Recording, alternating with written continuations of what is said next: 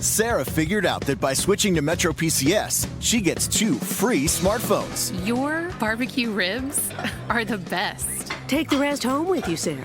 Just like she figured out that by visiting her in-laws, she doesn't have to cook for the rest of the week. You too figure it out. Get 2 free 4G LTE smartphones from top brands like Samsung and LG after instant rebate when you switch. MetroPCS. Wireless. Figure it out. Coverage not available in some areas. Sales tax not included. See store or metropcs.com for details and terms and conditions. Blog Talk Radio. Yeah, fool. Pavement. I'm on my way out shit right now. Phantom I Empire. feel like I'm in the past Part life. one. You know, maybe a future one. You see it? Nigga. Can't sleep, can't eat. Got me on a mission. Sitting in the kitchen. Think about the guns, I need the brand new edition.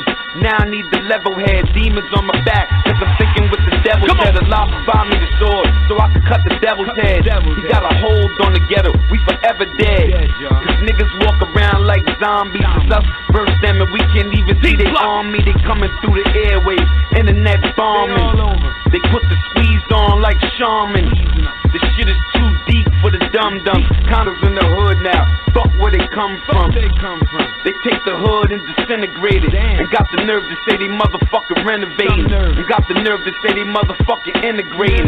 All they did is fuck the ghetto when they penetrated. I keep my third eye up, now my eyes wide shut. Cause I don't sell my soul, I'm no high price slut. I'm a rebel in the land of the peasants. On the front line when they rise up. The poor shall inherit the earth. For what it's worth, you see a devil, fuck a nigga, kill him at birth. Cause these are the signs of the last days. Loading up the guns while I blow on the last haze. Word, nigga. Peace, what's going on, everyone? I want to welcome you all back to another Liberator podcast episode. Tonight we're going to be discussing this breaking news, this Brexit. Britain exits from the European Union and the breakup of the European Union. So it's a very interesting discussion. If anyone who's familiar with my previous shows, there's nothing that I love better than talking about geopolitics and the economic sphere that accompanies it. So that's what we're dealing with tonight. If anyone who's been paying attention, it's been tearing up the airwaves. It's a very significant. It's very significant. Has a large role in what's going on and what's taking place. You know what I'm saying? We can't ignore this particular, on behalf of Britain. It speaks a lot of volumes for a lot of things too. It's a huge. It means a lot. It means a lot. It's big. It's a big deal. It spells.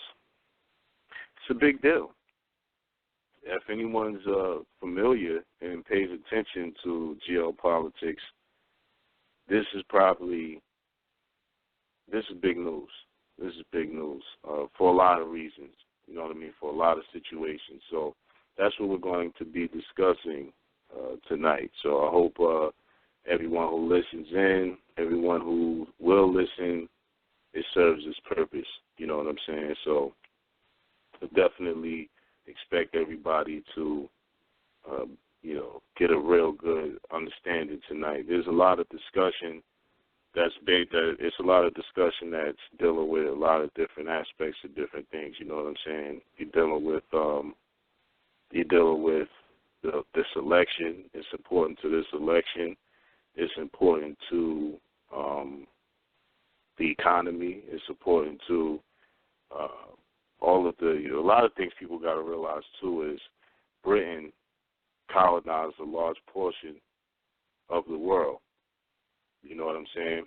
It colonized a large portion of the world. So because it colonized a large portion of the world, it has a global effect, what Britain does. In fact, London is the capital, it's the financial capital of the world. You know what I'm saying? London is the financial capital of the world. So because it's the financial capital of the world, there's a lot of ramifications that pertains to it.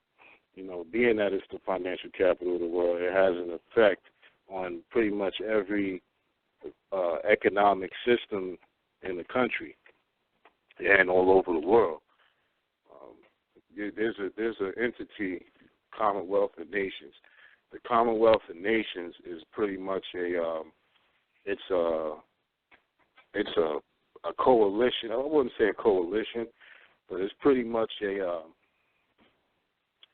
how could I put it? It's not a coalition, but it's like it's an entire block, so to speak, or it's an entity that combines all of the nations that were colonized by Britain, okay? And what people should also take note is that when you're discussing Britain, Britain is a group of other entities that make Britain what it is. I can't remember if it was this year or it was last year. I think it was last year. Scotland had a referendum in which they was voting to back out of the British Union. So Scotland wanted to be separate because I think it's Scotland, there's England, and then there's a couple of other, I'm not sure if it's Wales, but I know that it's Scotland, and then there's England, and like one more entity, and that's what creates Britain. You know what I mean? If anyone pays attention to this, the show that comes on the CW called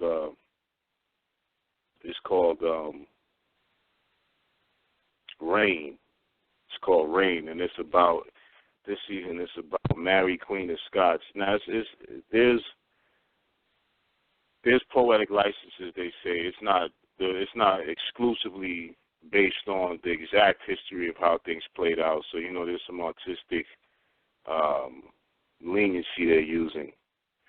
But the show is about Mary, Queen of Scots, and she's trying to get the Scottish throne away from Queen Elizabeth of England's hand. Now, if anyone was paying attention to when Scotland was having a referendum to vote to break away from Britain, the Scottish people was waving this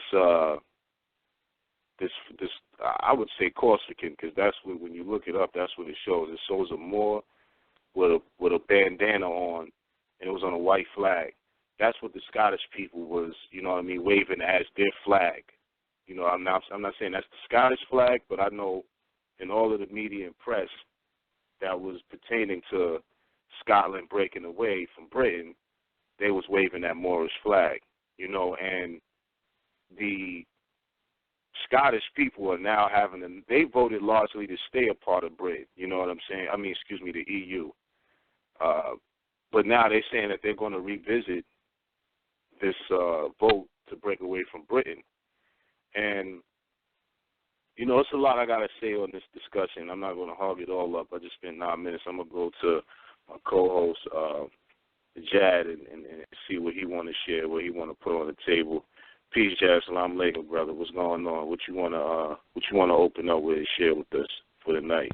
Walaikum salam, brother, and Ramadan Mubarak to all the believers. Yeah, so this whole Brexit thing, it's relatively new to me in the sense that I'm usually on my geopolitics game, but I ain't been on it like I need to be lately. So when I just been hearing all the fuss about it, I've been digging, doing my due diligence to get an understanding about it, and also in preparation for this show. So I won't go into too much of the specifics about Brexit because we'll build on that throughout the show, but. I noticed something that hit me, like a ton of bricks when I was watching all these different documentaries. I was making sure that I got the perspective from the UK citizen side, and then I also doubled back and looked at how the United States citizens, in general, were feeling about it, what they had to say about it, via forums and social media and all that type of stuff, and even in person, black and white people. So what I noticed is I said here these Brit people are realizing that, we made a mistake. We getting a bad deal. You know what I'm saying? And it's mostly the older generations of Brits, because the younger ones, I think they're trying to repeal it or do something to have a recount or something like that. But the elders, they're like, this ain't working and whatnot. So, and they're just choosing to divorce and leave just leave the European Union alone. We're going to go and be by ourselves now. There's a lot of, like you said, Shasta, a bunch of different, as much deeper implications, and it goes, a spider web. It goes many ways. But with what I noticed, I said, well, what the United States citizens are missing, the point they're missing is, here we are going into this 2016 election. And when you're watching, the mainstream media, and even when you're talking to so-called intelligent people, educated people, the experts, they'll say, they basically come up with whatever they're saying it'll equate to. You have to pick the lesser of two evils, right? And here, like I said, I think everyone's missing the point, because it's a lesson and it's a message in what Britain is doing, because it's showing that we as a people, the United States citizens, we have the right to alter or abolish. So we have the right to say, I don't want to participate in that no more. I'm tired of being governed by people who don't, take my, serve, who benefit me, who don't benefit, who purposes, they don't benefit what I'm trying to do or whatever, or they aren't for my benefit. So anyway, now that's on the United States citizen level, because again, Britain leaving the EU is no different than the 50 independent United States with their individual constitution saying we don't want a central government no more. Washington D.C., we're done with y'all. That's all. It's the same thing, right? So now on a smaller level, I'm looking at the so-called black people, the black race as a people, and you can compare them to Britain again, because Britain was not always a part of the European Union, and it's also, just to put this out there too, that it's a fact that the CIA spearheaded or pretty much created the European Union. And anyone who wants the details on that, you can Google CIA created European Union, or you can Google the American Council for a United Europe, and it'll come right up. But as a people, we were not always a part of this union, this United States Union. We were segregated. So now we're integrated. 50 years later, we've been integrated, and we're worse off than we were when we started. Same thing, we should be having the same aha moment that Britain is having, where we're saying, hey, we just don't want to participate anymore, but we seem to, to miss that whole point.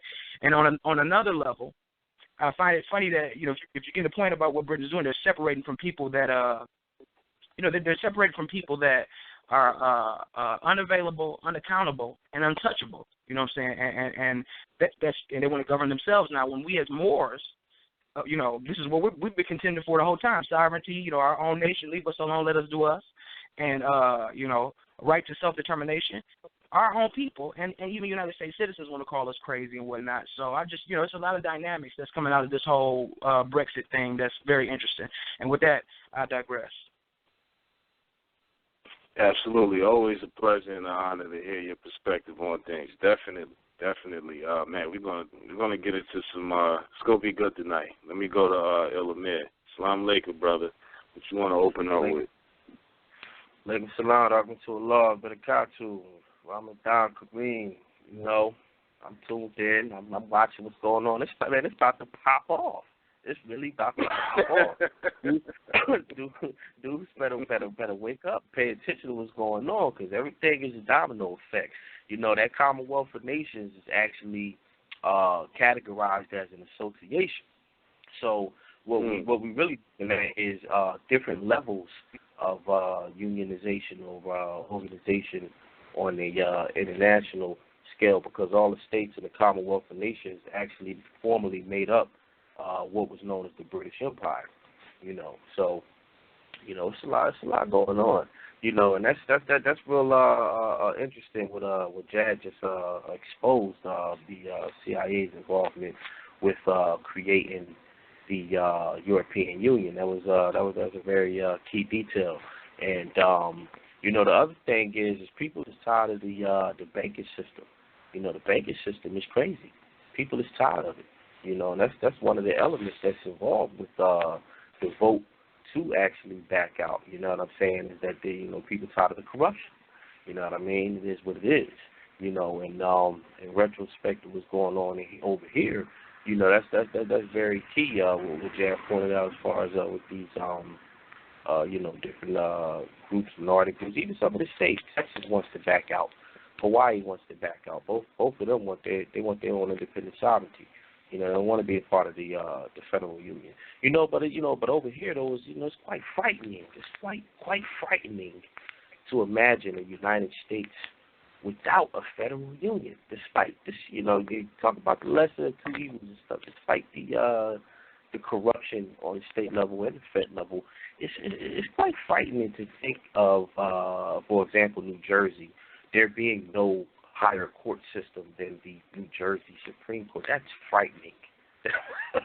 That's frightening, to be in a position where New Jersey Supreme Court has the final say in cases of disputes. You know what I mean? Just as an example. It's definitely going down though. But I'm not gonna hold up the intro, and I'm gonna go ahead and digress.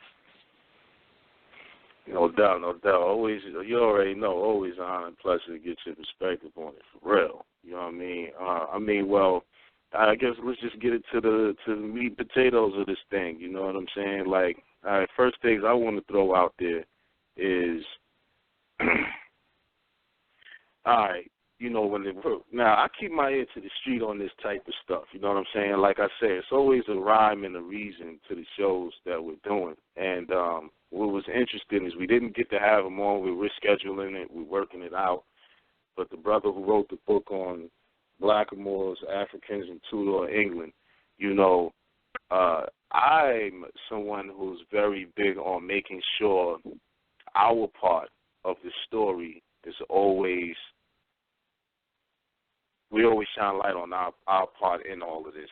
That's my main thing. Like, so many times in these types of conversations, everything that pertains to us gets swept under the rug. Now, this is this interesting thing about it. I'm watching on CNN. The guy, I think his name is Nigel Farage, he was running against David Cameron, who's the current British Prime Minister, who's actually resigning because of this. Now, this dude was like, we want back out the EU, da-da-da-da-da, you know what I mean? We want to get up out of that thing, you know what I'm saying? And James Cameron was like, James Cameron called the bluff and bluffed himself.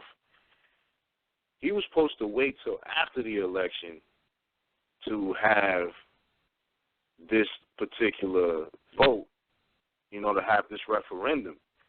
And he's like, forget it, we're going to have it now. He thought he was going to win it. He thought the people was going to decide to stay a part of the EU. Lo and behold, they didn't. So he's resigning now. But the dude, Nigel Farage, I hope I'm saying his name correctly, his father was on being interviewed in Britain, but it was airing on CNN. And this dude used the Trump flow to get everybody to vote against being a part of the EU, okay?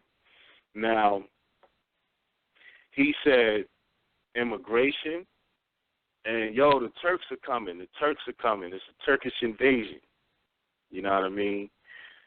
And that scared the people. All the Muslim immigrants coming over there, all the African immigrants coming over there. Pretty much everybody from the British colonies just converging on Britain. You know what I'm saying? Shyaam, let me interject you real quick. That's a point you just said. The Turks the Turks, whatever he is, the Turkish prime minister, whoever the head guy of the Turks is, he's actually trying to muscle the European Union, basically saying, if y'all let us into the European Union, we're going to unleash all these refugees to y'all, 3 million some refugees, Turks to y'all. So what's up? Yeah, now you see, now it gets interesting. Yeah, I was going to get to that part. But I didn't know he was saying, I know he wanted into the European Union, but I didn't know he was saying he was going to unleash all the refugees. That's crazy. Now, Pete, right? All right. His pops, the dude pops was on there, and he was like, yeah, his son, he pretty much was like, yo, my son tripping, you know what I mean? I'm just paraphrasing, he's pretty much like, my son tripping, you know what I'm saying? And my grandfather's Turkish. We got Turks in the family. You feel me? So, boom. You know what I mean? You see how that, like, that whole narrative fits the ancient narrative during the Crusade flow. You know what I'm saying? All right, well, let's take it a little bit back. When the Moors got beat out of Europe, with the last stronghold being Grenada. A lot of people don't realize that the two largest Islamic powers was the Moorish Empire and the Ottoman Empire. You know what I'm saying? The Ottomans was holding down the east, the Moors was holding down the west, the Maghreb. You know what I'm saying? When the Moors lost Western Europe, that's when the Christian powers started referring to themselves as the West. You know what I'm saying? That's when everything became the West to them. Then, if you notice, you never really hear about Turkish engagement with Europe until you get to the 1500s. That's because 1492, the Moors fall, boom, boom, they out the picture on that level. Now the Ottomans come into play. I forget, is it 1590 or is the 1500s when that Treaty of Westphalia had dropped? I'm telling y'all, man, people, y'all got to get up on the Treaty of Westphalia. That, to me, was the most integral and pivotal moment in European history, okay? That was a part of the most integral transition in Europe, where Europe decided that the Christian princes, the Christian sovereigns in Europe was like, we don't want to be ruled directly by the Vatican, and we don't want to rule out and govern our, you know what I mean, territories on the direct basis of what the Vatican say. This discussion, this treaty, is what led to the development of the concept of secularism. You know, we be having certain people trying to put secularism off as something it's not. It's a Christian creation. You know what I'm saying? Utilizing the doctrine of Christianity called the grace period. You know what I'm saying? So when that happened, that's when the discussions that evolved over so many centuries was about the Ottoman Turks joining the family of nations. You brought up something like that earlier to me. But that was the discussion when the Turks was trying to be a part of the old European Union before it was called the European Union. You see what I'm saying? They was inviting the Turkish Sultan out there, you know what I'm saying, so on and so forth. So all of this stuff that we see taking place today is nothing but a continuation of the medieval era, and particularly the Crusades. You know what I'm saying? Same thing, same line of descent. So another thing is, before we even get into this, remember Norway, the Norway shooter? The dude in Norway who shot in Oslo, who shot all them children up? He was complaining about blacks and hip-hop and the Muslim immigrants.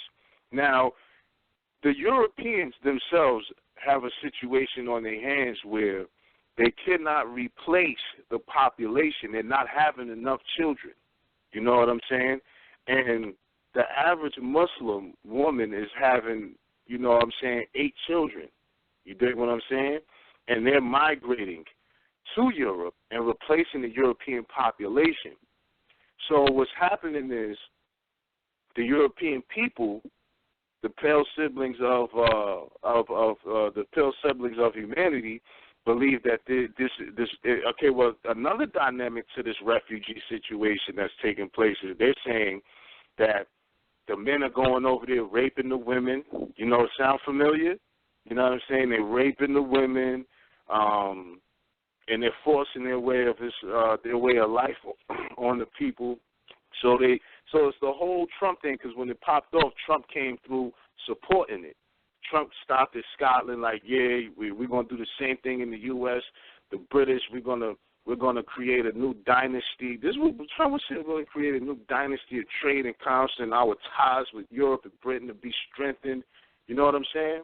So the pale population of Europe is not reproducing to replace itself. And they say that once that becomes the norm, the trend is impossible to replace. You see what I'm saying? So the Muslim population is expanding over there, and the immigrant population is expanding over there. So the natives, so to speak, they don't like this. So this is also a reflection of that. You know what I'm saying? I'll digress there and let y'all, whoever want to jump in at that point. I got some more things to touch on, but I'm going to just leave it at there for a second. It's going down. You know, that aspect about the Turks, you know, that's official tissue. You know what I'm saying? They allowed the Turks to the Ottomans. See, the Turks is actually a larger group than the Ottomans, but the Ottomans became the reigning Muslim Turks per se. You know, and established their their rule and their power and dynasty and so on and so forth. You know, but that citation that you was referring to that I was talking about came from the Webster's New International Dictionary of the English Language, published in 1923, which stated, under Family of Nations, international law, an aggregate of states which, as a result of their antecedents, have inherited a common civilization and are at a similar level of moral and political opinions. The term may be said to include the Christian nations of Europe and their offshoots in America, with the addition of the Ottoman Empire, which was declared by the Treaty of Paris of 1856 to be admitted to the concert of European, quotations, concert of Europe, within the charm circle to which Japan also has now established her claim to be admitted. All states, according to the theory of international law, are equal. Outside of no state, be it as powerful and civilized as China or Persia, can be regarded as a normal international person. Thus, it was as of the 1856 Treaty of Paris that a transition occurred whereby a non-Christian state was admitted into the Christian family of nations. This is when a shift away from the specific term Christendom began. It would be a serious mistake to conclude that since a shift in terminology erased the centuries of conceptual development that had taken place in the context of Western Christendom. Yeah, you know, too, man. Like that, that's heavy. Like, and my thing is, man, like I said, I didn't know how heavy this was. Like El said, it is going down. It's really going down. We're watching the world shift, and literally in real time, and we're not getting it. And I think it's just, man, it's something, man. It's so many ways to break this down and look at it. But what you were saying, Shay, about how they're promoting that fear mongering about the Muslims are gonna rape, do this, da da da da da. That's that Jim Crow flow that they was putting on black men. You know what I'm saying? They're gonna rape the white women. They're gonna do this. They're gonna blah blah blah. Same thing, same flow, the same propaganda tactics. You know. Yeah, no, it is. It's definitely the same propaganda flow. Because I was listening to this. This brother on YouTube called Obsidian Radio, and he has some white lady on there, and she was talking about how feminism is a joke, and how feminism is a cry from women. I'm just bringing this up to show you how all things tie in. There's something called the noosphere, NOOSPHERE. Princeton is monitoring it globally too. Princeton University, and the entire sphere of human activity has these interconnecting correlations which all activities converge on one paradigm. You know what I'm saying? Everything that's happening reflects each other, and it ties in to one central theme. And so either way, she was saying how it's a cry for women to be disciplined and put in their place. And she said white men and black men in America better restore the patriarchy, or else Islamic patriarchy is coming. And she was crapping on Islam and all that, of course. But she was saying that you don't hear the feminists complaining about the horrors that Islam is, doing. I'm paraphrasing her words now, and how the feminists don't say nothing because they want it to come, they want it to happen, pretty much. You know what I'm saying? So, I do my social media investigations, and it's some wild stuff out there. I'm not gonna go into detail, but the point is that that whole theme of the Muslims are coming, the black men are going to rape the women, the Muslims are going to rape the women.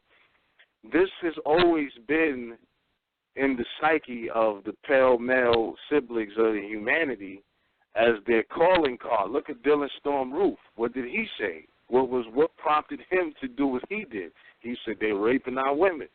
You see what I'm saying? They're raping our women, right? So that's always been their call to arms.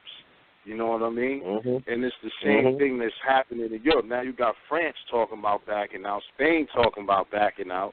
You know what I mean? Now, what's interesting about the CIA being the one who formed the European Union or pushed for that, the U.S. was also behind the creation of the United Nations.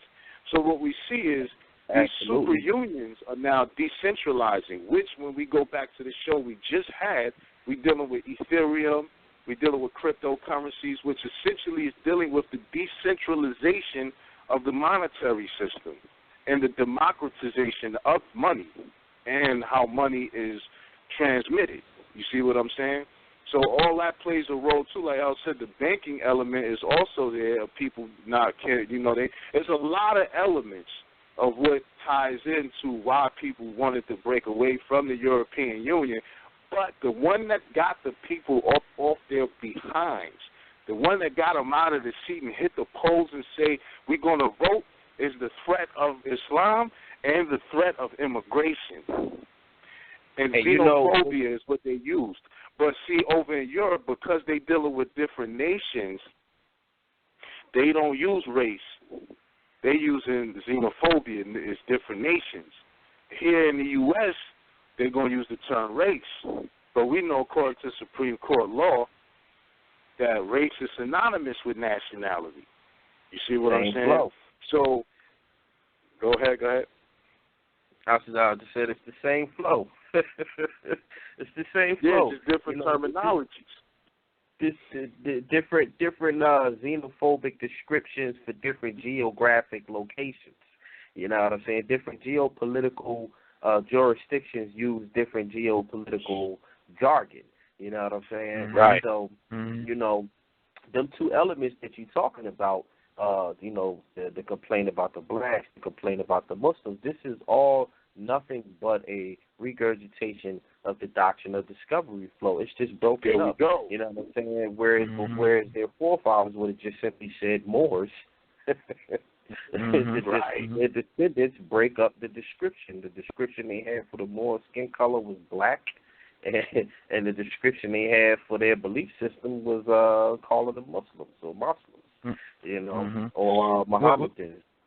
Well, check this out too. Check this out too. And we gotta realize, just real quick, the other aspect we gotta account or factor in rather is that all of their immigration policies are rooted in the what they call it, the forceful expatriation of the Moors from Grenada, forcing them out, forcing the Moors and the Moranos, the Hebraic Moors, forcing them out of Hispaniola, Al-Andalus rather, is the source of modern immigration policy within what they call the West, terminology. Indeed. My bad too, El, for cutting you off. But what I wanted to add was, on a deeper level, so we hitting on all points right now. That's essentially what it is. It's like Britain, the people, those proud Britons, those proud United Kingdom, citizens that they're rooted there, their ancestors there. They realize that being a part of the European Union means they're in. Eventually, they're going to be wiped out. There will be no more British people. There will be none of that. So they get that. So we're talking about genetic annihilation. You know what I'm saying? On a deeper level, it's about genetics, and that's all it's about. They're realizing that if we don't, there's nothing if they say the best chance they have for survival is to separate. Bottom line, and it makes sense when you from an art of war strategy. But the point is that on a deeper level, that's what it's really about. True indeed, an economy and all these other things tie into being your own nation and all that stuff. But on a root level, it's about we've been talking about this for years about how they say 2050 or something it'll be over for Europe will be over or something like that as far as the people as a whole or whatever. So I just wanted to add that for context. No doubt. No, I mean you're definitely right, but see this is the thing. They're not replacing their birth rate is below 1.8. You got to maintain a 2 point something in order to stay in the game. You can't reverse it once you drop. That's the byproduct of all of these different attacks on pretty much minorities breeding, having to flood the market with condoms and birth control and things of this nature, really to get this stuff in the systems of the minorities, but it affected their own population as well. Their own, descendants and heirs is picking up these same birth control products. And that article that you posted the other day, Shah, that was talking about how the male semen controls certain things within the female brain to initiate the process of creating a child, so on and so forth. Right. These products that they were creating was to shut that down, and it has backfired. You know what I'm saying? That whole plan that they had has backfired on them. Well, that's a part of it too, and I'd also venture to say as well. I want to say two things. I don't really see them as a separate population. I think that's a reach. I think they've created them. They carved out a situation where they can be viewed as a separate and distinct population as a delusion of grandeur. The real means of their survival is that they mix back in, because the pale manifestation that's a sickness. You know what I'm saying? Like I think Sister Soldier said it one time. Like they study everybody and their sicknesses, but nobody studies them and their sickness. They're sick, man. And the only way to heal them is if they mix in. This was part of why the Moors ran through there all crazy, smacking everything up. They got to tie back in. They call it genetic. I've seen them online calling it genocide and all that type of stuff. And really, it's like, man, y'all got to tie back in. Even Fox News did a study showing that they're genetically weaker than us, and part of the reason too is that quote-unquote African Americans have more genetic diversity, meaning you're going to have the average African American is going to have a strong amount of African blood, Native American blood. He's going to have European blood, Asian blood. So the gene distribution and diversity within the African American, for lack of better words, is diverse, which creates a condition that is suitable to fight off sicknesses. When you start looking at something like when they be having stuff like osteoporosis, which is pretty much holes in the bones. It's like, that's because they lack the melanin and they lack other type of stuff. Like there's no cure for that except mixing in. And their women figured it out. That's why they're trying to mix in. Some of the white men who figured it out, trying to have babies with be having babies with black women and stuff like that, they figured it out. But the ones who want to keep their quote-unquote purity, it's a farce because that gene that make them pale didn't even come about until about 10,000 years ago. Science already confirmed that. So I think that's a stretch. And then I also want to say feminism messed them up because a large portion is the more educated. I don't think this is the case with black women per se, but it seems to be the case in their society that the more a woman gets educated and the more her professional prospects are expanded or how many options she has in that regard, she wants to have less children. You see what I'm saying? She don't want as many children. You know what I mean? And then also it destroyed the relationship between them, so their men don't even want to have babies with them no more. You know what I mean? So a part of the reason, too, is now they starting to push polygamy through the Mormon flow and the, Sister Wives and other type of shows they put on TV for the males who do want to, get into that flow to reproduce so they can try to keep up. But they're not going to be able to keep up. You can't outbreed. Us. That's not going to happen. So they really just, they got to mix back in. You know what I'm saying? They got to mix back in, and you got some black eugenicists out there. You know what I mean? In the black community who say, oh no, don't mix with them and all that. But I'm down with the mixing. I think the mixing is a good thing. Law say made us in the tribes of nature so we may know each other, and it really doesn't hurt from a male perspective. They say you weaken your line. A man can create multiple lines. You know what I'm saying? Like you can create babies with dark-skinned women, have a dark line going. You can make babies with light-skinned women, have some light ones going. You can make them with Latino, have some. You know what I'm saying? Like a man his line is dependent upon the variety of women he impregnates. You know what I'm saying? It's an upgrade for any woman of a lesser genetic stock. It's an upgrade for them. You know what I'm saying? But yeah, man. I wish, you know what I'm saying? I think. Hey, Shy. I hope Tavon call in, man, because I remember when that joint he shared on that post, when he compared the black seed to grapes and all that, and fertile soil or whatnot. He articulated that very well. Yeah. He went in on that. That was yeah. But you know what, too? I know what you're talking about, right? That was check it though. But what you said too about identifying the British people as people, like even in Britain they're mixed up. You know what I'm saying? So it's just like and also going to touch on what you said about the mixing, like just like you said, the American Negro, the most militant of them. You know what I'm saying? The pro-black is of the black. He got some European in him. He got Native, all this stuff. He got it all. We all mixed up. So if you understand that we're the dominant gene, there is no wiping us out. It's just it's not the black male. You know what I'm saying? So the black woman, that's another story. So, but no, definitely. Mm-hmm. Technically, we all mixed. The so-called blacks, the so-called whites, the so-called Hispanics.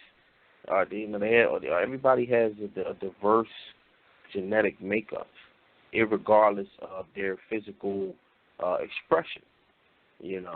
So that they just been pushing this fraud, all this time, and the racial scheme is a social phenomenon. It's not biological. Well, dig this too. Now, when we're talking to amongst the conscious community, everyone, the ones who study that, we all know that race is a social construct created in the 1500s, around that time, whatever. So, if we understand that right there says the whole theory of racism is bullshit, right? But also, we all inherently know, without doing DNA testing, we know we mixed up. So that's another theory that blows racism out the water. And another thing, when I was doing my family tree, man, when I was going back and I'm talking about doing just one line. This was my grandfather's mother's father or something. It just went back like that. It's crazy how our lineage just branches off to so many different lines. You mixed up with everybody, regardless of if you want to be or not. Absolutely. I mean, but see, the whole concept too of mixing is interesting as well, because I would put it like this. There's more genetic diversity. People outside of Africa are more alike than people inside Africa. The Africans are more different than each other, and the world is different from each other. That's the interesting thing about it. You know what I mean? So, for instance, another way to even look at that is they did genetic testing between the Igbo and the Yoruba tribe, right? The Yoruba tribe, and they found that they are 99.9% identical genetically. However, Igbos within the Igbo are more different than an Igbo is to a Yoruba, and vice versa. So, the social construct overlay that's put onto this stuff, it skews the perspective. And again, because we know race was a construction of the pale siblings of humanity in the 1500s, that's because it works for them. I've thought about it. I've thought about how I say to myself, how come black folks aren't able to discriminate on the level that you know what I'm saying, that white people are able to do? You know, how come it's not like that? You know what I mean? Like, how are they able to do that? Because we don't have no identity. You know what's odd, though? What's odd is that they are able to do it, just not with whites. They're able to do it with themselves. You'll hear them go into some of these offices, that's the point, and you got blackers. You got blackers in these offices that you know, they dark skinned. They got melanin just like you. Some of them, they got woolly hair. Some of them, but they're treating you just like if you was in Jim Crow, 1920s Alabama. Yeah, worse than the white folks. That's right. You know, that's right. That's go ahead. But that's what makes me say that's why I say that that's how we know that the racial form of discrimination is not our doing. You see what I'm saying? It's not our doing. Like, that's not something we created. And that's why we can't never effectively racially discriminate the way he can. You see what I'm saying? Because that was a creation for the survival and perpetuation of himself in the pale form. Now, just like you brought to the essence the other day, where they say that blacks own slaves. Now, most of those blacks who own slaves were the offspring of white slave masters and black slave women. So, you know, they've already created an upper class within the black structure, right? They've created that through colonization and slavery. So it shows you that racial discrimination only works in their favor. It doesn't. We don't know how to racially discriminate. Is my point.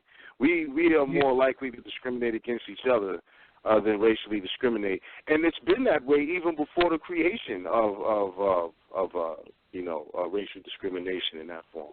So I think that all of these elements play a role. Now, if you even pay attention to what they're saying in the British, Brexit joint and all of that, they're saying, yo, our sovereignty was eroded under the European Union.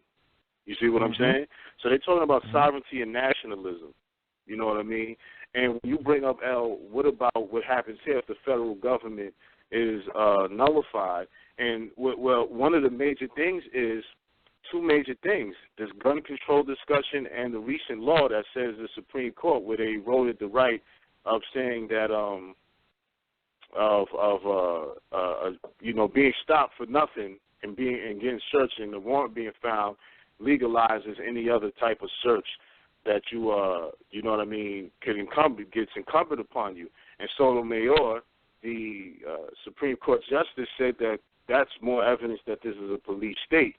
So once they did that, they removed the essential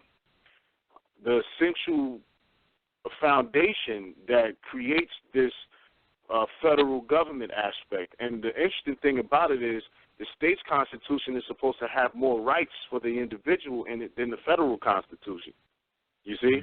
And the other thing is, due to litigating, I really see no different than the feds in the state as far as how they adjudicate. There's some fine details that are different, but it's more bureaucratic when it's not a matter of justice from my perspective when the Fed goes against the state. It's usually some kind of bureaucratic reason why the Fed will rule against the state. Sometimes you may get it over a just cause or whatever the case may be. But what I think is all of these things points to the fact that, and also the gun control. Now, we know the gun control was already implemented for us. They didn't want us having guns.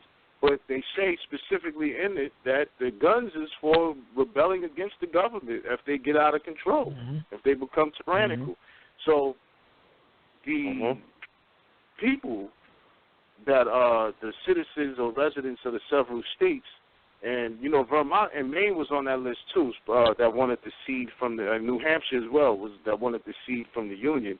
The states existed before the federal government, so it's not far-fetched, for them to want to cede from it, especially in the midst of them talk about this, the Black Lives Matter, the racialization issues, and the immigration issues. You see what I'm saying? So this discussion is really based on, what are brothers going to do? You can't really look to what the women are going to do because they're going to try to. What I've seen is that the women usually want to integrate. They want to be a part of whatever the white man got going on. They want to be a part of that. Brothers, for the most part, kind of want to separate because we know whatever he's building, we got to occupy the bottom of that. So it really just comes down to how utilizing these various different things we've been talking about all these years to gain our own independence and well, we know how to do it. It's just a matter of numbers. You know what I mean? The brothers taking that leap and that step. But the conversation globally is nationalism and sovereignty. What's interesting about that is that the people weren't over there anyway. The people weren't under a fantasy or a fantastical idea that to make this political move that they had to leave Europe. Right? That's one of the common mythological feared concepts among the minority community that's involved with any kind of nationalistic ideas or agendas.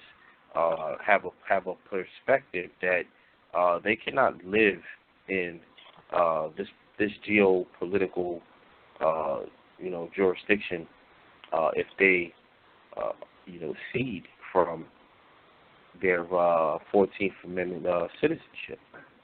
And then I've also seen the development of bogus doctrines that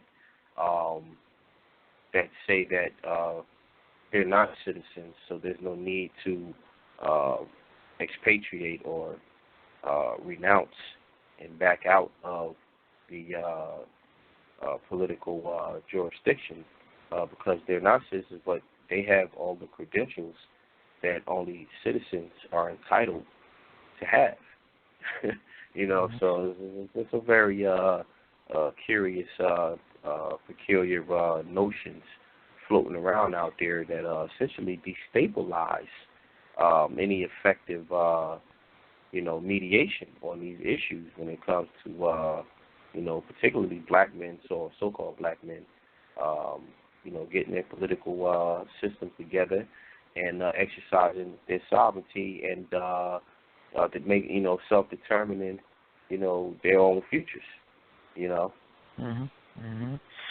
what? Now too, to go back. Well, first off, what to touch on what you just said, El, with Britain, seceding or divorcing or separating themselves from the EU, they are expatriated.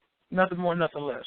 So, but I wanted to touch on what Shai said about why can't black people, why don't we have the ability to discriminate, in a fashion such as, towards white people in the same fashion. And that is because of a successful brainwashing. That's just what it is, and that's what integration did to us, as opposed to integration or immigrants going into another country. With us, when we did it, it was a total brainwashing, a total, we had to be like them. You know what I'm saying? So that our people under that spell. So what else I was going to add to that? I done forgot my point, man. But overall. That's what I want to get to now. Now, the amazing thing about the British people, by them making this decision, is what you have is the older generations realizing that they made a boo-boo. You know what I'm saying? Saying, hey, we messed up now. So imagine if these elders in our communities who still have influence, these pastors, these preachers, all these people who realize that, it's pretty much a wrap for us, right? And stop preaching that doctrine of, they know they made a mistake when they told us to go get his degrees, go maintain his corporations, go, just do everything to be like him, go, everything. It's not working for us. We need our own. And, that I think that was, just epic, the shift in consciousness by the older generation, because they say you can't teach an old dog new tricks. But, I beg to differ. The Brits are proud people. You know what I'm saying? They're proud people that come from a long line of monarchical sovereigns, who, many of them fought in wars. They come from people that fought in wars. They're a proud people, is what I'm saying. So the fortitude in them to decide that we've made a mistake is there. That's lacking. That's a part of the stripping that the Negro got in America. You know what I'm saying? And then to keep it 100 with you, like, they can say what they want to say about me. I'm not down for the racial discrimination. Like, I'm just not. It scares me more being stuck with Negroes. I like diversity. Hey, you know what I mean? I like diversity. I like it. You know what I'm saying? There was a time when I was years ago where I probably would have, been against it, but you can't, you got to think about the type of segregation. You got to think about it too. Our people chose. They chose to integrate. Win, lose, or draw. That's what they chose. There's no going back. And what I don't like is this is the element of the discrimination that I don't like as far as this element here. How is it that white men can declare that they hate black people but still are not called frauds for liking black vagina? This is a very essential element to the discrimination aspect. You know what I'm saying? To affect it. Boom. Who's watching Clever Man? You watching that? Yeah. I'm on Clever. Oh, yeah, I gotta watch. You said what's the name of it? You said what's the name of it? Clever Man? Clever Man. Yeah, you gotta watch Clever Man. You gotta watch it. It's about the Australian Aboriginals and this new species of humans called Harries. You know what I mean? Just popped out of nowhere, but they always been there. You know what I'm saying? And the pale siblings of humanity are discriminating against them. They same slave tactics, updated. You gotta watch it. It's very, very, very good show. Very, very good show. Well, look, Sean, just to add to that, what you're saying, you can continue. What about they just gave the Aboriginals some of their land back or something over there in Australia too. Put that in conjunction with the whole Brexit thing. It's a lot of things going on right now. That's what I'm saying. Like everybody's going for the sovereignty, man. The land, the sovereignty, and nationalism is back on the table. You know what I'm saying? They say to hell with these super unions. Is tribalism, nationalism, and sovereignty is at the forefront. You know what I mean? And that's why it be cracking me up when you got these other immigrant Muslims trying to push on the African-American Muslims that, nationalism is against a lot. Like, lose your nationality then, nigga. Drop yours. Stop trying to tell us what to do. You know what I'm saying? Get that mess out of here. All y'all running around with nationalities and stuff, with sovereign governments in play. You know what I mean? Say that for the birds. But that's what's on the table. So in Clever Man, they have a situation where the Harries is being oppressed. Same thing. Everything you talk about with slavery, it's like a roots. You know what I'm saying? It's like the new roots, but with the Harries and the Aboriginal people. And the interesting thing about it, though, is they talk about how the Harries is this and it's that, and they took this Harry family and they got the mother in prostitution. And you got the white man who's just lusting after the Harry, the mother or whatever, and she's he's just all over her. You know what I'm saying? Just loving it, just all over her. But yet still he go on TV talking about how he hate the Harrys. They got to be contained. This, that, and the third. They taking juice out of the Harrys to pump themselves up and make themselves stronger because the Harrys are like super strong and stuff. And the dude who was the Khaleesi's servant, the old dude that got the stone disease in Game of Thrones, he's in this show. You know what I'm saying? But y'all gotta watch that. Clever man. It's a real good show. But my point is, what makes his discrimination effective is his ability to discriminate against specifically the men of other races, but enjoy the men of other races' women. This is something peculiar that I have not seen black men be able to get away with or any other man be able to get away with. They say, oh, you lust after their women and stuff, but he lusts after everybody else's women too. You see what I'm saying? This is another level of the discriminative factor of what makes him so successful. You see what I'm saying? So when all the while he's calling for, we want to break out of the EU, we don't want immigration, they're going to everybody else's country. They're still immigrating to everybody else's country. They go to Thailand and they go to Asia and all these other places, rape little boys and stuff like that. They do all kind of stuff in everybody else's country, but nobody can do that to them. It just amazes me how he's able to get this off. I don't know if you remember, but years ago, there was a show that was being done in Papua New Guinea, and it was these two European dudes named Mark and Ali. Yeah. I know what you're talking about. You can use those that don't know what I'm talking about can YouTube it, and it's called Mark and Ali, the Mech People, M-E-K.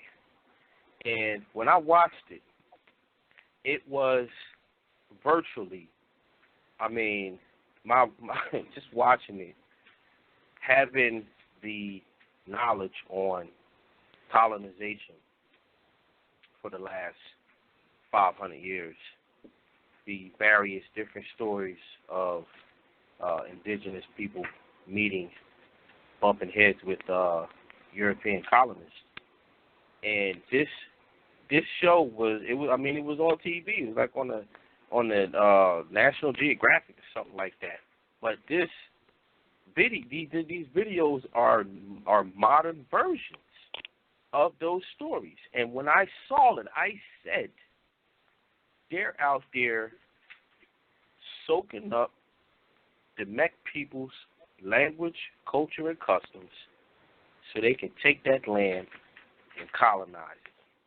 And today, right now, they are over there doing what they have been doing for the last 500 years everywhere they went. They are over there terrorizing the Mech people and whatever other indigenous groups that's out there and stealing their land. And I said it was coming. When I saw the Mark and Ali show, I said it. And it was interesting because they're living tribal. Not just tribal, but I don't even know what the proper term for it is. Primordial, maybe. They live in primordial, like they naked, mostly naked anyway. They got little things that cover up certain things, but they're virtually walking around bucket naked. And the first set of the tribe is all over Papua New Guinea. So the first branch of it, rather, that they bumped into, they asked the chief, they had a translator, they asked the chief if they could stay and learn the culture and so on and so forth. And the chief said, yeah, you can stay if you can provide us with a hog. And he said that in their currency system, their tribal currency system, a hog was equivalent to $1 million. So they said, yeah, y'all can get a hog. We'll let y'all stay and teach y'all, so on and so forth. but y'all got to follow our rules and our laws and so on and so forth. And he was like, cool, but we ain't going to be able to get no hogs. So they had to step off. So they traveled further into Papua New Guinea, and they found another set of the Mek people. And this set was hostile. When they first walked into their part of the territory, they get a good effort. They get a good effort grade, you know. But the arrows they had, you know, they was flimsy. You know what I mean? They might hurt somebody back in 2 million BC or something. But you know, I mean, yeah, if you weren't paying attention, you got hit with one of them jaws, they might put you down or severely injure you. But you know, the jaws was flimsy, but it was a bunch of flimsy arrows that landed, you know, near their feet and stuff. And it was one of them had like a prehistoric axe type jaw. You know what I mean? It was an axe pretty much. And he came out yelling, screaming, and swinging the axe at him. And the translators, they said, what is that? What are they saying? Because it was like a squad. It was a squad of brothers that came out. You know what I'm saying? It was the whole clique of them, and they was hostile. And the translator was like, they're screaming white devil. And I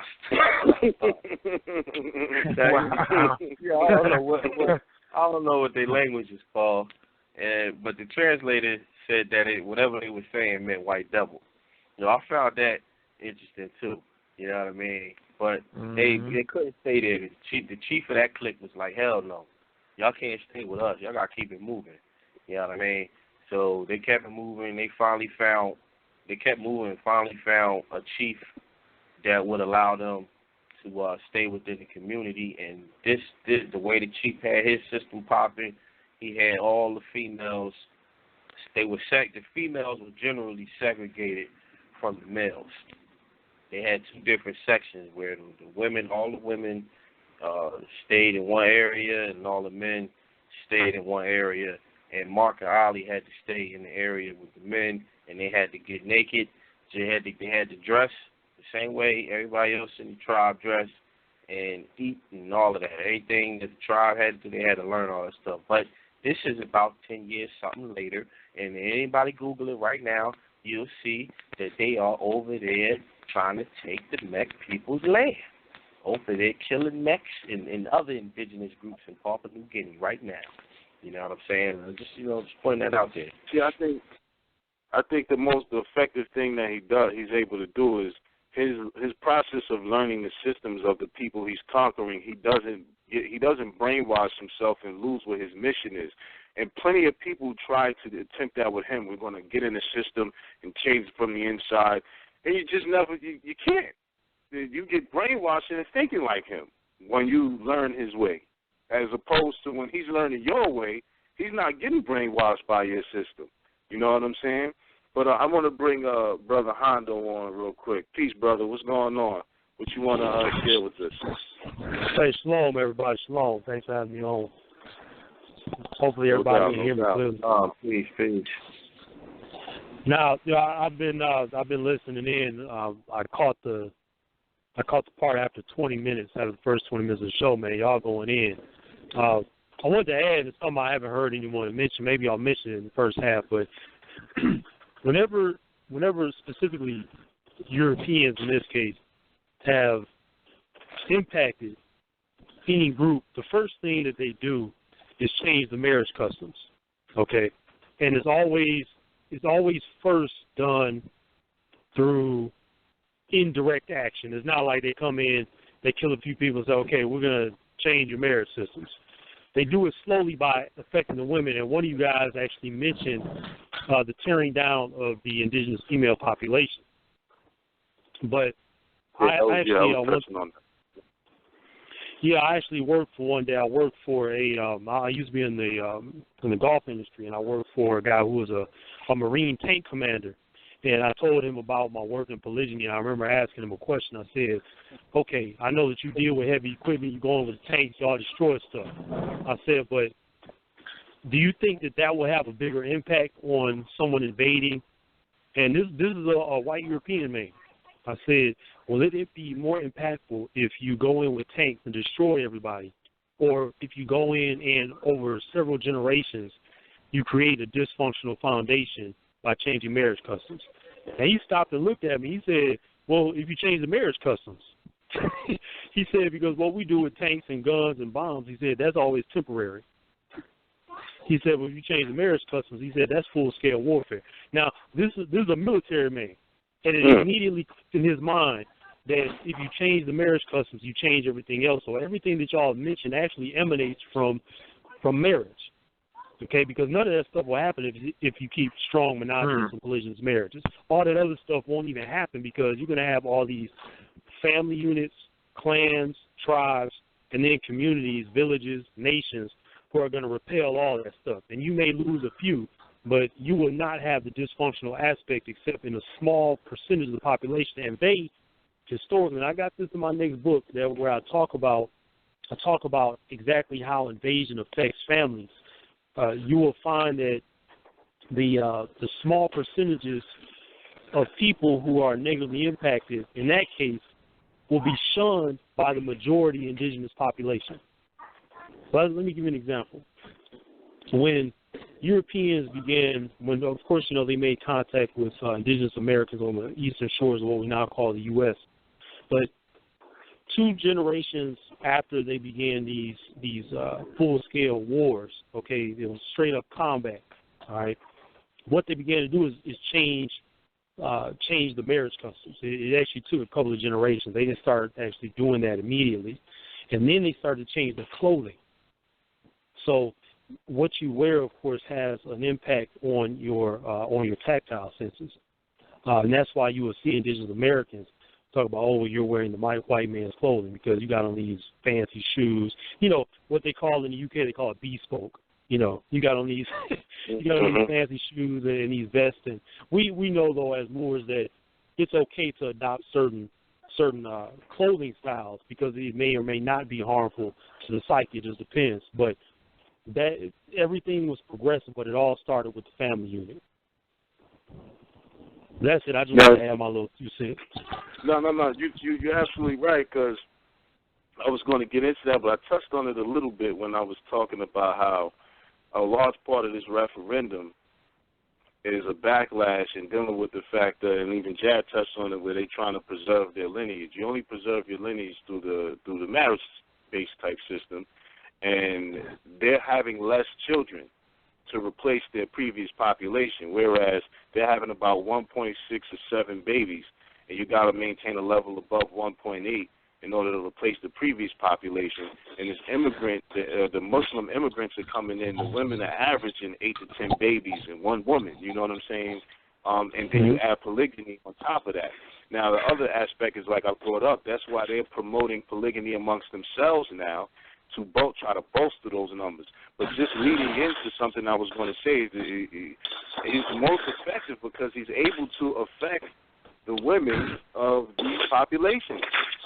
He's the darling of every they love him. You know what I'm saying? Once the women love your enemy, you're gone. And there's a video saying that the MGTOWs created called Women Destroy Nations, right? And it pretty much says the same thing about their women in that regard. And this is why I've always said, people, I'm a free thinker, so I look at the whole board.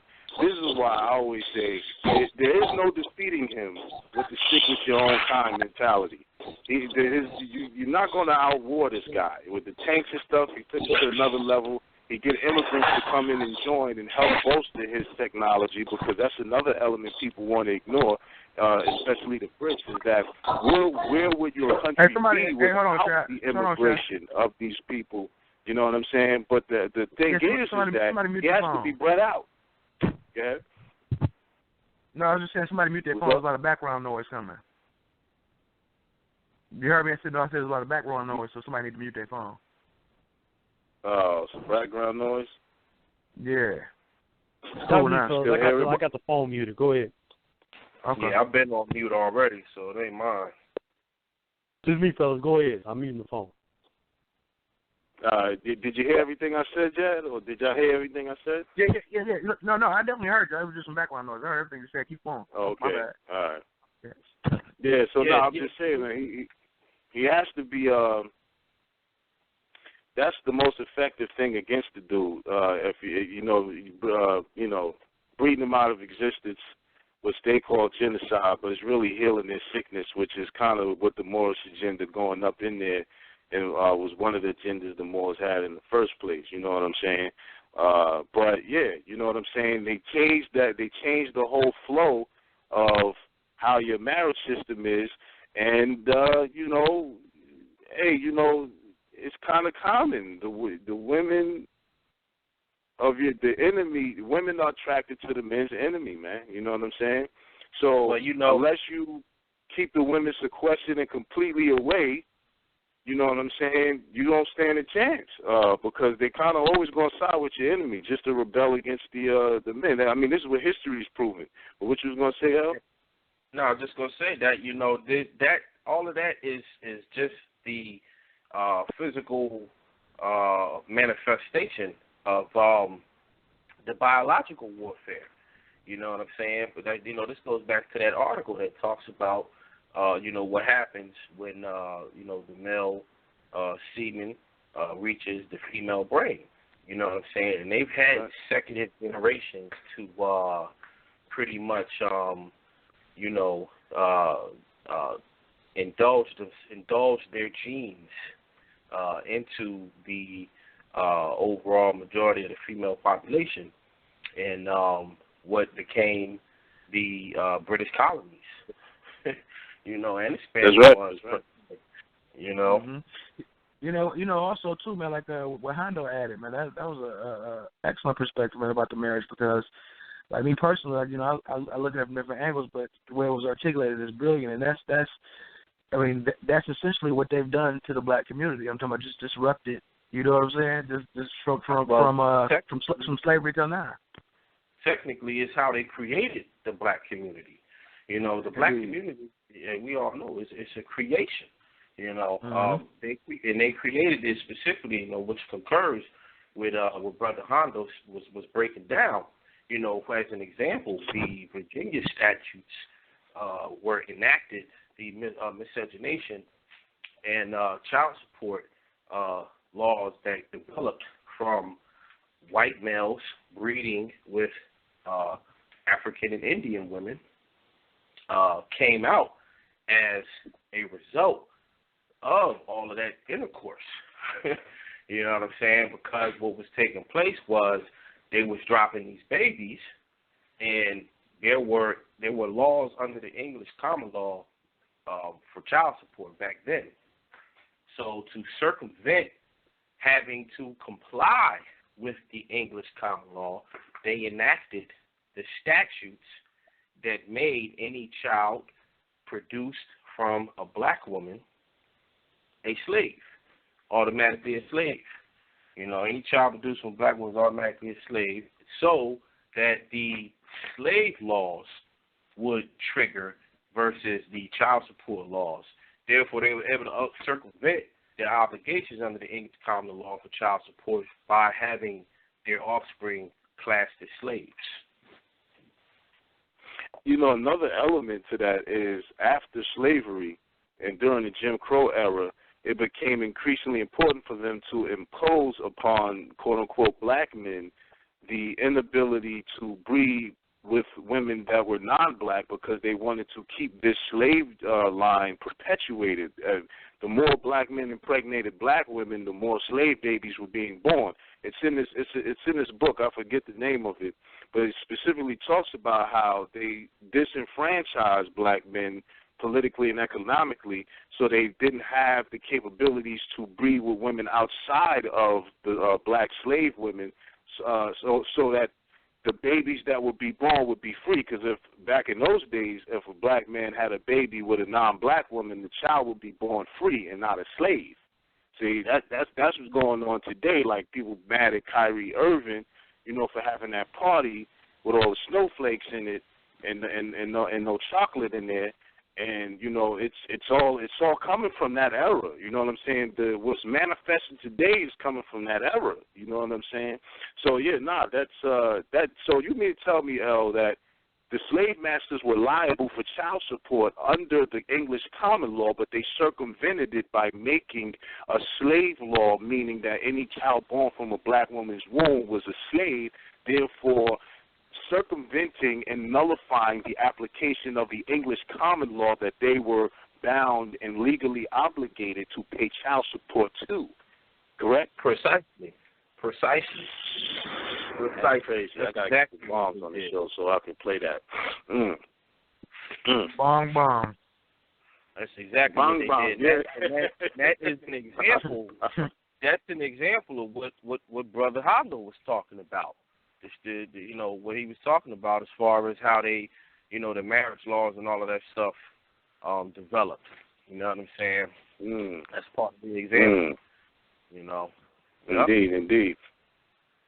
We got Brother Akeem on the line. Let me bring him in real quick. Salam alaikum, brother. What you all open up with? What you want to share with us? Alaikum salam. I don't know. Y'all was going in earlier too. I said shalom alaikum to my man. Walaikum assalam to all the brothers of Ramadan Mubarak. You know what I'm saying? But yeah, I was listening earlier, and I was just thinking, about the movie. It was a movie. I think it was 0730 or something like that. I can't really remember the title, but it was like a executive, European executive dude in the flick, and he was sending mercenaries over to the Muslim lands, and destroying stuff, and from the beginning of the movie, dudes seeing roof and all that. But he was a Muslim. It was like they showed him making salat, you know what I mean? And he's but he's part of the American government. But he's, and he looks, like the basic regular executive, normal executive out here. But he Muslim, but he in a position, and he's sending mercenaries over the Muslim lands and destroy, you know what I mean? To fight terrorism, quote unquote. I can't remember the name of the movie, but it was I'm just saying that because it's a lot of conundrum, interesting puzzles, in the world. And that was just, something that I wanted to bring to the table, as well as what we was talking about, because as it relates to the topic that was, for the show, and how all these interesting things are happening in a time when, if you look at, also if you connect it, because as Muslim we believe in, the Masih Dajjal. There's a supplication that you say in your daily prayers that's reported in, Tirmidhi, a whole bunch of, jurisprudence or, approaches to al-Islam, schools of thought, that say that we're supposed to seek refuge. A'udhu billahi min fitnati mahya wa mamati wa min shari fitnati Masih Dajjal, where we, seek refuge from, the fitna of the grave, and we seek refuge against, the Masih Dajjal. It's also reported, that the first, 10 ayahs of Surah Al-Kahf is a protection against the Masih Dajjal. So these are like strong traditions in al-Islam. And, and at this particular point in time, there's a big conversation going on in the masjid with regards to, the Masih Dajjal, and it's interesting that I'm hearing these topics coming from some of these guys, and they get it, as a means of going out there and as to support their belief system. Because I come from a more practical perspective. I'm like, stepping in front of these judges and and representing the Moorish nationality, that's a miracle. You see what I'm saying? And if you want to, want to see, people who you want to try to mystify and all that, I understand. But when you are practical in applying this Islam, it's a little bit different. So I bring that balance to the masjid conversations, because a lot of them, they be out there with these conversations. But I just said that to say, this is a lot of interesting puzzles, and with those conversations are saying that this is the time. And if anybody just goes Google, like the Dajjal is here now, and you can go, look these type of things up easily, you see that it kind of relates to what the topic is of, people wanting to, being tired of these banks and, and who the banks are controlled by, and what it says during that time is going to be happening to those people, you know what I'm saying, and the return of Isa alayhi salam. And that's what Isa alayhi salam was doing in the first place. When he was here, he was throwing people out of the, synagogues for practicing, interest and riba and all that stuff. But it's just interesting, man, that this topic, I didn't think I had anything really to add to this until I heard y'all going in, and so many different things that you could relate it to with this approach, how we look at treaties and how they relate to doctrines, and how all that relates to law, and and decoding all that stuff. This approach is perfect for that. So I digress right there, man. Alhamdulillah. No, you make a great point. The thing about it is there's spiritual solutions for spiritual problems and physical solutions to physical problems. You see, what you will notice, it doesn't matter what religion a person practices. They'll all use escapism to run from dealing with the physical solutions and applying that to the physical problem. You see what I'm saying? So the thing about it is, like for instance, people will say, leave that in the law's hands, or if you're a Christian, leave that in God's hand, leave that in Christ's hands, or if you of some other faith, it's always leave the physical problem into the spiritual person, the deity's hands. You see what I'm saying? And that's just BS. Okay, you know what I mean? Brilliant, Shyaam. What's that? No, I said that was brilliant. Keep going. That was brilliant. Jules. Quran speaks about, a law not giving giving burdens to those that can, handle the burdens. You know what I'm saying? Right. I ain't got the specific ayah, but it's pretty much the essence of it. Any burdens that are placed on you is placed on you because you can handle that burden. You know what I'm saying? Mm-hmm. Right. Hey, it's interesting too is that the flip side of that is that the Christians, amongst the Christians, they'll tell you if God bring you through it, He'll bring you through it. So there's just a big contradiction there in the beliefs. But as practice. No doubt. Matter of fact, there's a big scene. There's a big scene in The Walking Dead. This is why I like TV shows and stuff. I don't care how much people talk bad about TV. It's a great thing, man. You just gotta watch it with the right eyes. Great scene on Walking Dead when they were trapped in the chapel and the whole town got overran by the zombies and the black priest. They was all clambered up in there, and the black priest finally found some heart. And he said, God will give us the strength to protect ourselves. See? And so they went out there and bodied all the zombies. That is. Yep. See what I'm saying?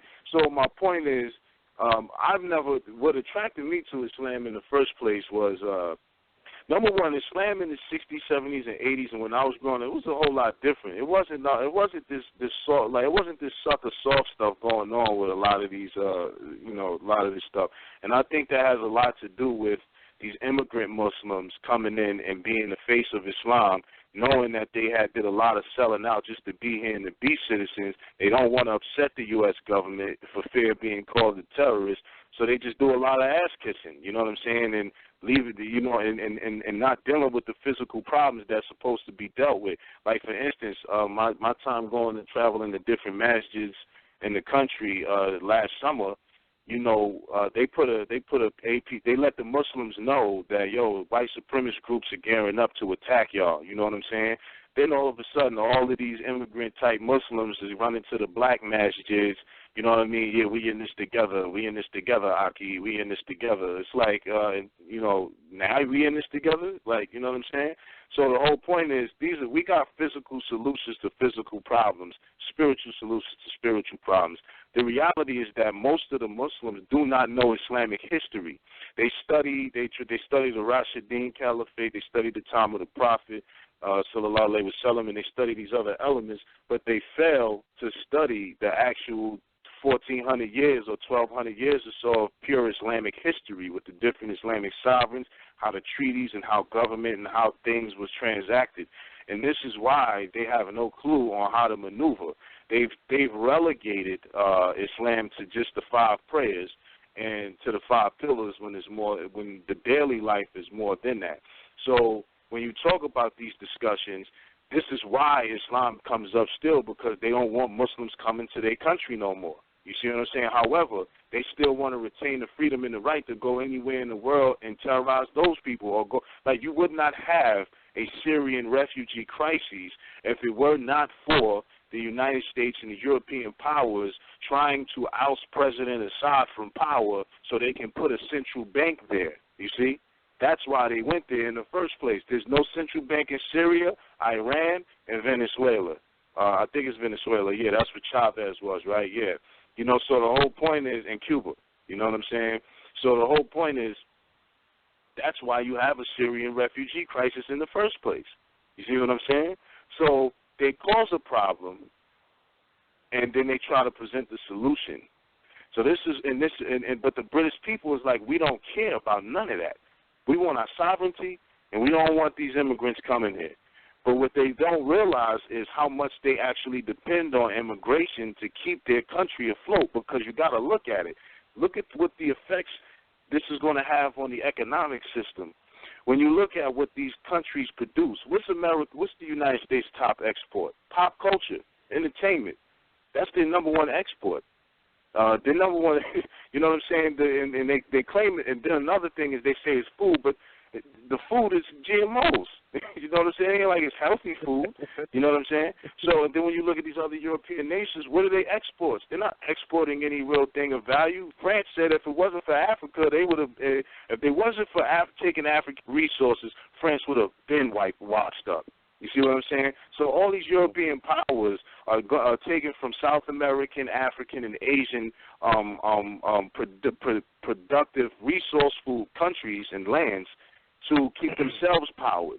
You see what I'm saying? So these places now have to ask themselves whether we unionize against them, since they seem to be reverting, or do we now establish trade and go for our independence and sovereignty? Because you have a situation in Nigeria as well, where there's an indigenous movement in Nigeria where they're calling for the abolishment of the Nigerian government and constitution, which was only supposed to last for a certain amount of years, and they say that now the charter is officially up on that, because that was actually established by some treaties and the compromises that the British left behind. You see? So, again, independence, sovereignty, and nationalism is at the forefront of these discussions. Pakistan was formed by the Muslims breaking away from India. You know what I mean? So who's going to tell Pakistan y'all don't got the right to your national border? You see what I'm saying? Your national borders, your sovereignty, all these type of things. You see what I'm saying? So this is why this discussion is so vital and important right now, because Trump is a person who's saying that this is the same element that he's pushing here. And the reality is, whether it's Trump or Hillary Clinton, you're dealing with some shit. But Hillary Clinton, in my book, is worse, because Hillary Clinton got a track record. Trump don't. You know what I'm saying? People going after what he might do, when we can look at Hillary and see what she's already done. You see what I'm saying? Her and her husband. So, you know, there's a lot of different elements that goes into play with this discussion. Now, when you look at it, this is a volatile time for investors. I actually think these types of activities are good, because, like Littlefinger in the Game of Thrones says, the chaos is your ladder. You know what I mean? This is the time to come up. You know what I'm saying? Mm-hmm. Because this is a time of heavy turmoil. So people's eyes is looking all over the place. So it's all about how you move and navigate.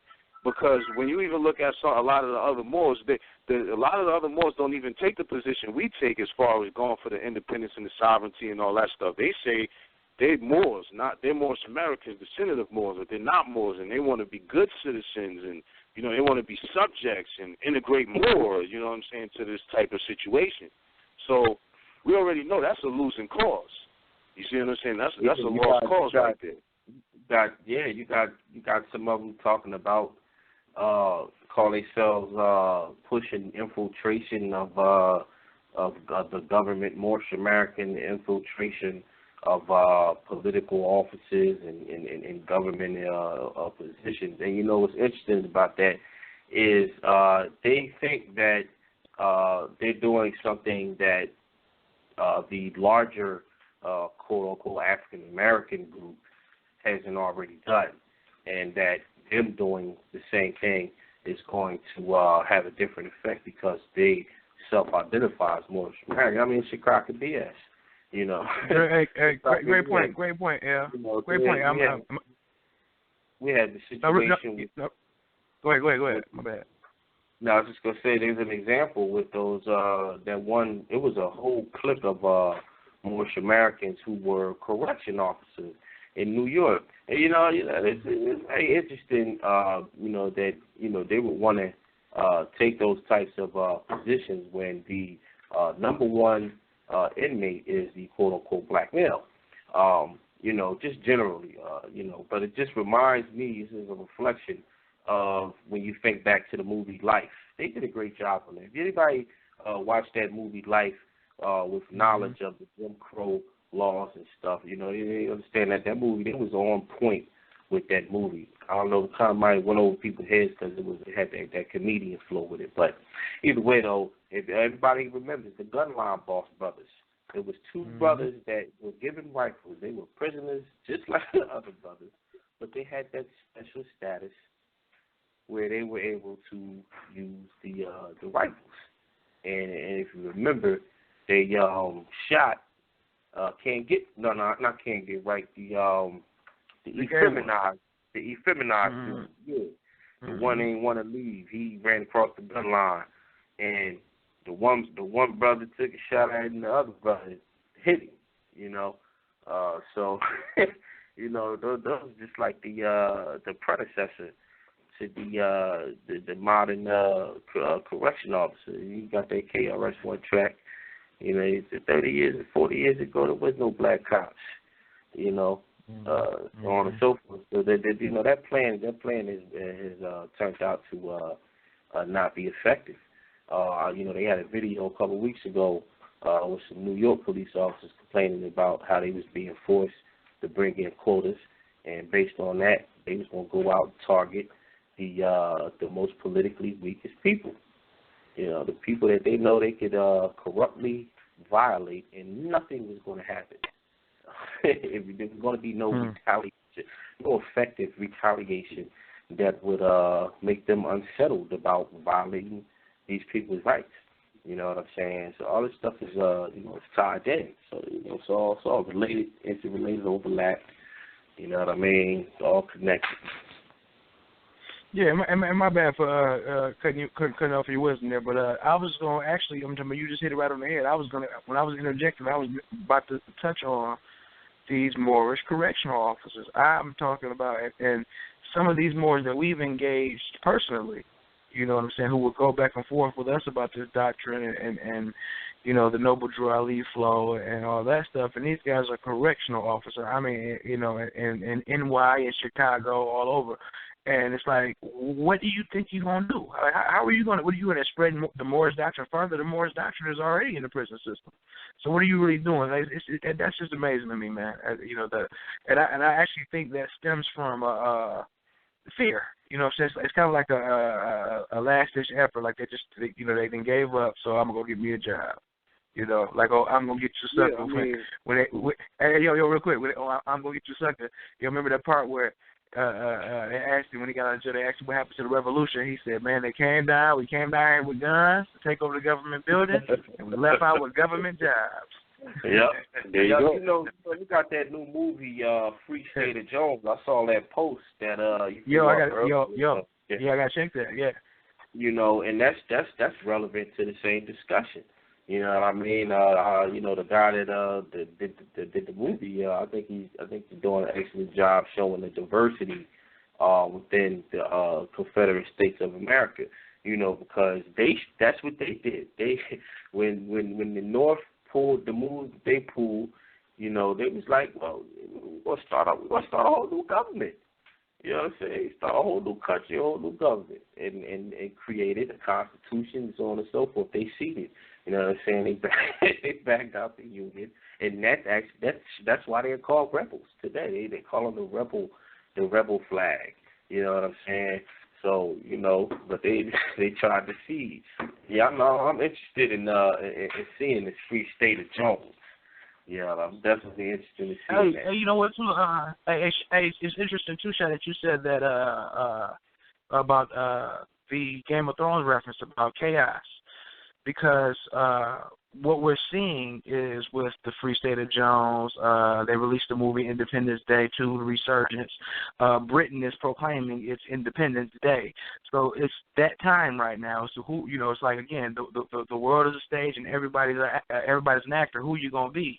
And it's time to identify yourself. And it's just that time. You know what I'm saying? They pushing it. They're putting it right in our faces. And we kind of seem to be missing the point, man. You know? No, definitely. You know, a lot of, just to touch on your other point is you got brothers that'll say, hey, I'm feeding my family. You know what I'm saying? And yeah. I can't stand those type of people who says, I just don't. And here's why: people that just say it's about me and my family.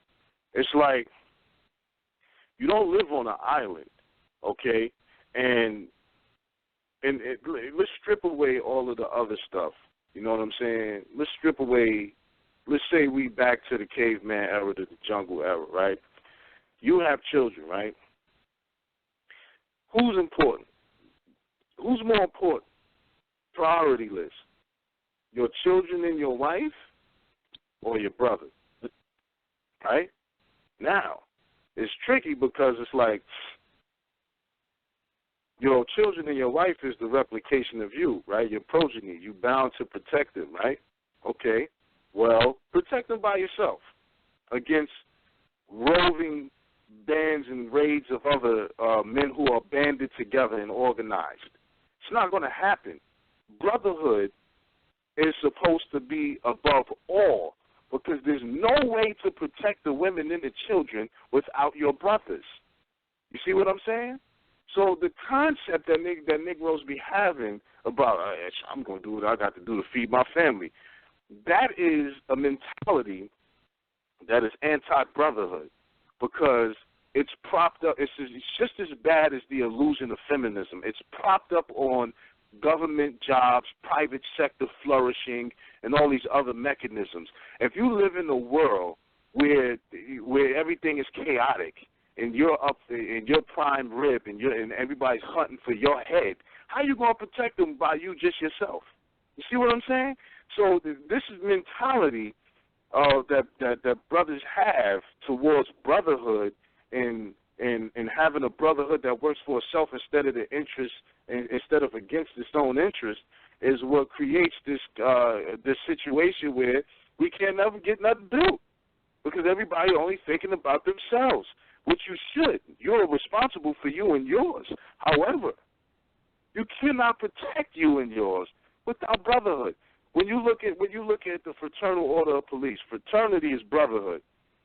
Okay? When you look at all of these organizations that European men have set up and stuff like that, they've set it up to work together to protect them and theirs. It's not rocket science. You see what I'm saying? And that's what this Brexit thing is all about too. They set it up to be protective of them and theirs, okay? And they're saying to hell with what the rest of Europe is doing.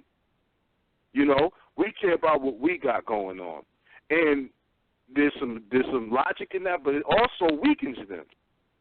This is why the Dow dropped 700 points in the midst of this news. Actually, CNBC put a picture up that said value lost today in global stocks is $2.1 trillion. $2.1 trillion have been lost from the global market in stocks. What are the implications this thing is going to have? This is just the beginning. You see what I'm saying? And what brothers should be more concerned about is what the hell we're going to do in the midst of this. Now is the time to strike. I'm just letting you know. Don't miss it. Now is the time to go for hours. And I'm not talking about women and the children. No, I'm not talking about nobody other than brothers who are of age, organizing for themselves. See, if the man doesn't put himself first, you're of no use to your women and children, whatever those women and children, whatever they may be. You see what I'm saying? So I'm just saying, like a lot of times these conversations get discussed And there's this element of, shit, well, I'm going to do this, well, I'm going to do that. You know, hey, listen, man, unless we're all rolling like superheroes and on some Batman shit, you know, you're going to need your brothers. You're just going to need even Batman needs the Justice League. You know what there you I'm go. You know, and he's a trillionaire. You know what I mean? But he's got the Justice League on on his vigilante activities, and then he got his $1 trillion corporate empire for his public, private activities. You know what I mean? So either way, Batman is a part of several corporate or organizational entities and associations. even his fighting arts is coming from what's that ninja clan he was part of? Ra's al Ghul and them. You know what I'm saying? Yeah, the League of Assassins. League of Assassins, the Hashashi. You know what I mean? You know what I'm saying? So, like, you know what I mean? Like, brothers need to get serious. No, I said that Moorish flow. Say it Batman's again? on that Moorish flow. The assassin flow is that another Moorish thing flow. people don't acknowledge. Yeah, Hashashi. Assassin's Creed. That's a Moorish game. Don't play. Yeah, you know that movie coming in December. Yo, listen, man, Scotland, when they had their referendum, they was flying the Moorish flag. They even say Ireland about to make a move. Now, you know, for Ireland to get brought back in the discussion for independence. And that's because going for grabs now. and that's because Ireland flying that Moorish flag like that for the simple fact that they know their history, man. Scotland, my fault. And they know their history. You know that ancient and modern Britain's flow. They know what time it is. You know, like just like with the Japanese or the Chinese over there, they know their history. When you get over there and dig deep enough, they know who that the melanated man was there first. You know what I'm saying? Everybody know their history but us. Yeah, you know what I'm saying? But brothers want to sit here and talk this fake black eugenics stuff, sticking with your own kind nonsense. And I'm just saying that does more. Like, I try to beat that whole theory up as much as possible because it profits us in nothing. Like what Hondo said, right? When Brother Hondo came on and said what he said. Do you know the effects of that is irreversible? You can't. Once the enemy gets to your woman, it's irreversible. It's a lost cause. Hey, real quick, Shaq, before it slipped my mind. Here's the irony in all of that. When we're talking about how people, the pro-blacks and people are, against race mixing and all this other stuff. When they go back, they tell you what they know about history and how we got here. They tell you that everybody comes from Africa. Imagine that. That's crazy, right? So if everybody comes from Africa, that means we ought to say people anywhere, right? What we talking about? Yeah, literally. Yo, bro. L3 haplogroup. It's bad logic, according to standing science, right? L3 haplogroup left Africa, populated the rest of the world, and they never say this about the Y DNA. It's always the empty DNA or the X from the women, and it says that within the mitochondrial DNA, it possessed the mutations for all the other races. So the mutations from all the other races is coming from the maternal line. It ain't even coming from the paternal line. You see what I'm saying? So the black woman being her genes contained all the mutations necessary to create all the different types of races that we're seeing today, right? All those mutations. So you mean to tell me that you get what I'm saying? Like, it's nonsense, man. It's nonsense. Like, if you want to get some of China money, you're gonna have to get some of that Chinese woman. You want some of Japan's money, you gotta get some of that. You know what I mean? Any other land, the European man understands this. This is why when he goes to the land, look at what Hondo was brought up, and we brought it up too. He get in that line. Like El was saying, Yo, Shot, tie that to the bars we done dropped about the Wolof or the Moorish woman when they let the Frenchman come on in. It's the same thing. Well, that's the origin to the Creole. Indeed. Creole. That's the origin. No, absolutely. That's where the whole Creole look, he tapped right into that bloodline.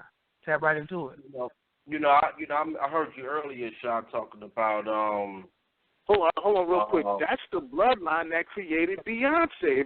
If you can't get Beyonce. That's what she was. You don't hear in the song. She talk about mix that Creole with that Negro. Yeah. Right. Right. You can't get Beyonce without the Creole. The Creole is the Frenchman and Wolof woman, mulatto offspring. The Nar.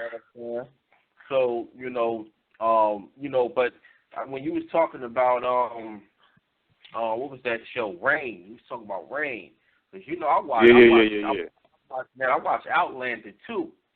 Outlander is about Scotland going to war with England. It's a new show, yeah. Well, I think it's on the third. You talking about the Highlander movies? New season. It's on its third season, I think. I think it's his third. Oh, okay. But, I thought you were talking about the movies. Okay. Go on. No. It's a series. No, it's called Highlander.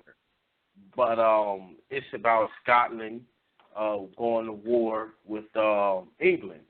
It's kind of like time travel flow mixed in it, and basically Scotland loses this war with England, but this regime of Scottishmen are fighting because the Stuarts have been knocked out of power in England, and there's a new dynasty now ruling England that the Scots, don't agree with.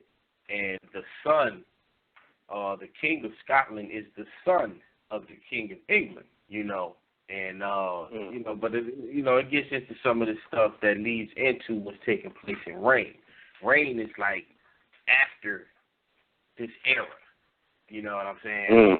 But, definitely don't. But what's interesting about that is the fact that what we're seeing before this Brexit referendum thing came up, that the Scottish referendum was first. That was like last year.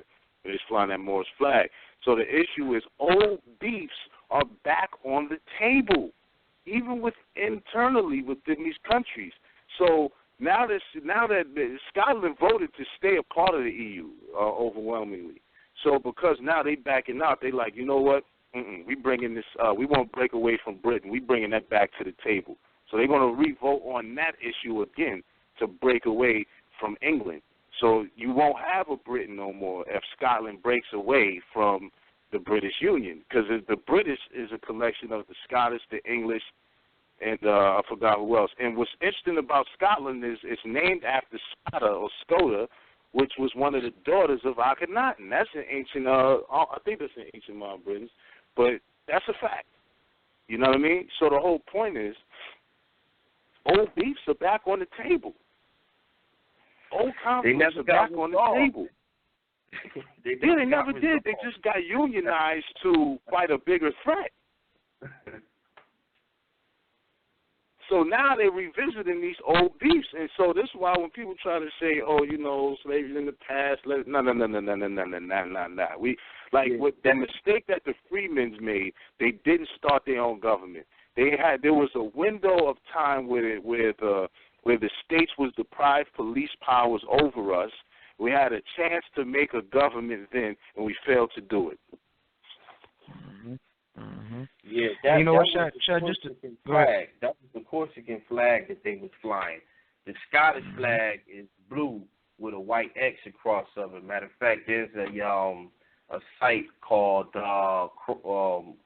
www.crossflagfence.com where they actually have the Moorish flag, Moorish/Corsican flag, crossed with the Scottish flag for people to order. It's kind of like, showing like an alliance, You know what I mean? Mm-hmm. But see, that's the interesting thing about it, because when they was having that referendum, the people in the streets was rocking that Corsican joint. Hey, you know, Shyaam, I don't know just why. to add on. I don't know why. I'm just saying. You know, that's what they was rocking. But what you was Hey, going and to just say? to add, just real quick, to add on to what you were saying about the whole SCOTA deal and the origins of it. That was my bad. That was the Sardina joint, but go ahead. Go ahead, El. No, I was going to say they was also flying that Sardina joint, too. But my bad, not to touch your whiz. No, just real quick. I was going to say to add on to that SCOTA joint, if it's not in Ancient and Modern Britons, it's definitely in Anacalypsis by Sir Godfrey Higgins, the same man who basically he was a Sir is a high title in England, so he traveled the world doing his research, trying to find the proof of white or Caucasian civilizations, and he said that everywhere he went, everywhere he looked looking for a white guy, he found a black one. So, but it's definitely in there about the SCOTA, the whole SCOTA deal. The flag of Corsica was adopted by the General of the Nation, Pascal D. Paoli, in 1755, and was based on a traditional flag used previously. It portrays a Moor's head in black, wearing a white bandana above his eyes on a white background. Previously, the bandana covered his eyes. Paoli wanted the bandana moved to above the eyes to symbolize the liberation of the Corsican people. Now you know Napoleon Bonaparte, grandfather, or his regular grandfather was a Corsican Moor. I didn't know that. It says that it was used by the ill-fated Corsican Republic and was practically banned after 1769 when France forced the Genovese to sell the island to settle debts contracted by Genoa with France. This was to pay the cost of the French Expeditionary Corps, which should have helped Genoa to secure its control on Corsica. French troops put down the endemic rebellion on the island. During this period, under French rule, 1769 and 1789, Corsican patriots again used the version of the flag with blindfolded eyes as a mark of protest. That's the source to the Pago logo, because that's what it is. It's a mark of protest. Hey, yo, I wonder. I wonder, real quick. I wonder if Napoleon's grandfather, being a Moor, had any influence on what he said. I forget the quote. I'm sure one of y'all know it offhand. What he said about Islam. You know what I'm saying? What Napoleon said about Islam. Yeah, I'm pretty sure he did. Yeah, he said something about, what did he say? He said he would use that to conquer the world or something like that? I believe Islam so. would take over the world. I think him knowing, because I read something that talked about that him and his brother, they knew that their grandfather or great-grandfather was Moor. I think them knowing that is what made them embrace Islam as something on an equal footing with Christendom, versus viewing it in the context that they viewed what they would deem to be pagan cultures. I think it's just a theory.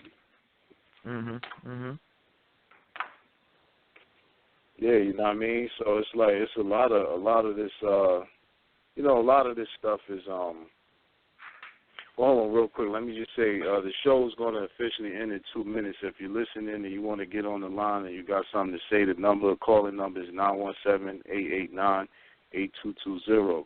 Again, the number is 917-889-8220. We're going to be taking calls in 2 minutes, so if you're listening on the line and you called in, just press 1 if you have a comment or question or some kind of statement you want to make. The lines is open for you. But yeah, you know what I mean. Another thing, though, is the interesting thing about this whole referendum stuff, man, is like I said, old beefs are back on the table. You know what I'm saying? Donald Trump is using this to bolster his whole election platform as well. You know what I mean? Saying it's a good thing. And what you have is they even admitted that it was the right-wing conservatives in Britain that pushed for this. You know what I'm saying? And a lot of British people, they kind of feel messed up now that they voted for it because they really didn't know what they were voting for. You know what I mean? When they decided they was going to vote against, signing, agreeing to break. You know what I mean? So the interesting thing about it is, just like you got a lot of ignorant people out there, a lot of ignorant people are swept up into, believing what, you know what I'm saying, with Trump is pushing or whoever is pushing. You know what I'm saying? So it's like I said, man. It really comes down to what we're going to do because we haven't even seen the full effects of what this is going to be. You know what I mean? Especially when it pertains to the financial markets. You know what I'm saying? What that's doing to the financial markets is devastating. It, like I said, $2.1 trillion have been lost from global stocks. You know what I'm saying? So this, I think, is that broke the camel back. You know what I'm saying? When it comes to all of these different, global. I think the world will still be globalized through technology, but these large blocks like the EU and the AU and all these different things, it shows that it's a trend where people are reverting back to the political context of the medieval era. You know what I mean? It's still all about Islam and Christianity. Those are still the mainstay discussions. You see what I'm saying? So yeah, you know what I mean. That's what I got to say about that aspect. You know what I mean? It's going down in more ways than one. You feel me? No doubt. It's popping off. It's popping off. You know what I mean? All around the board, it's going to be like a domino effect. I did peep the Independence Day post. You know what I'm saying? I caught that joint. I saw the movie. You know what I mean? And in that joint, I ain't gonna tell all the details, but let's just say, the ending result is colonization. And this time it's not the aliens. The aliens' intent, just like the first one, is to grow the earth, milk it for its resources and do what it do. But this one, humans. There's going to be a third one. Basically, humans is looking towards space conquest under the guise of protecting Earth. You know what I'm saying? Which is symbolic to the Christian doctrine.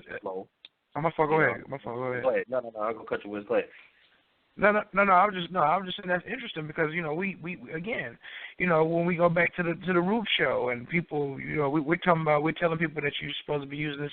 Other people have been saying it too, but you're supposed to use this media. You're supposed to study it, and that's right in line with what they're doing with all the Mars travel and all this other stuff they're doing. They're actually trying to do this in real time. So,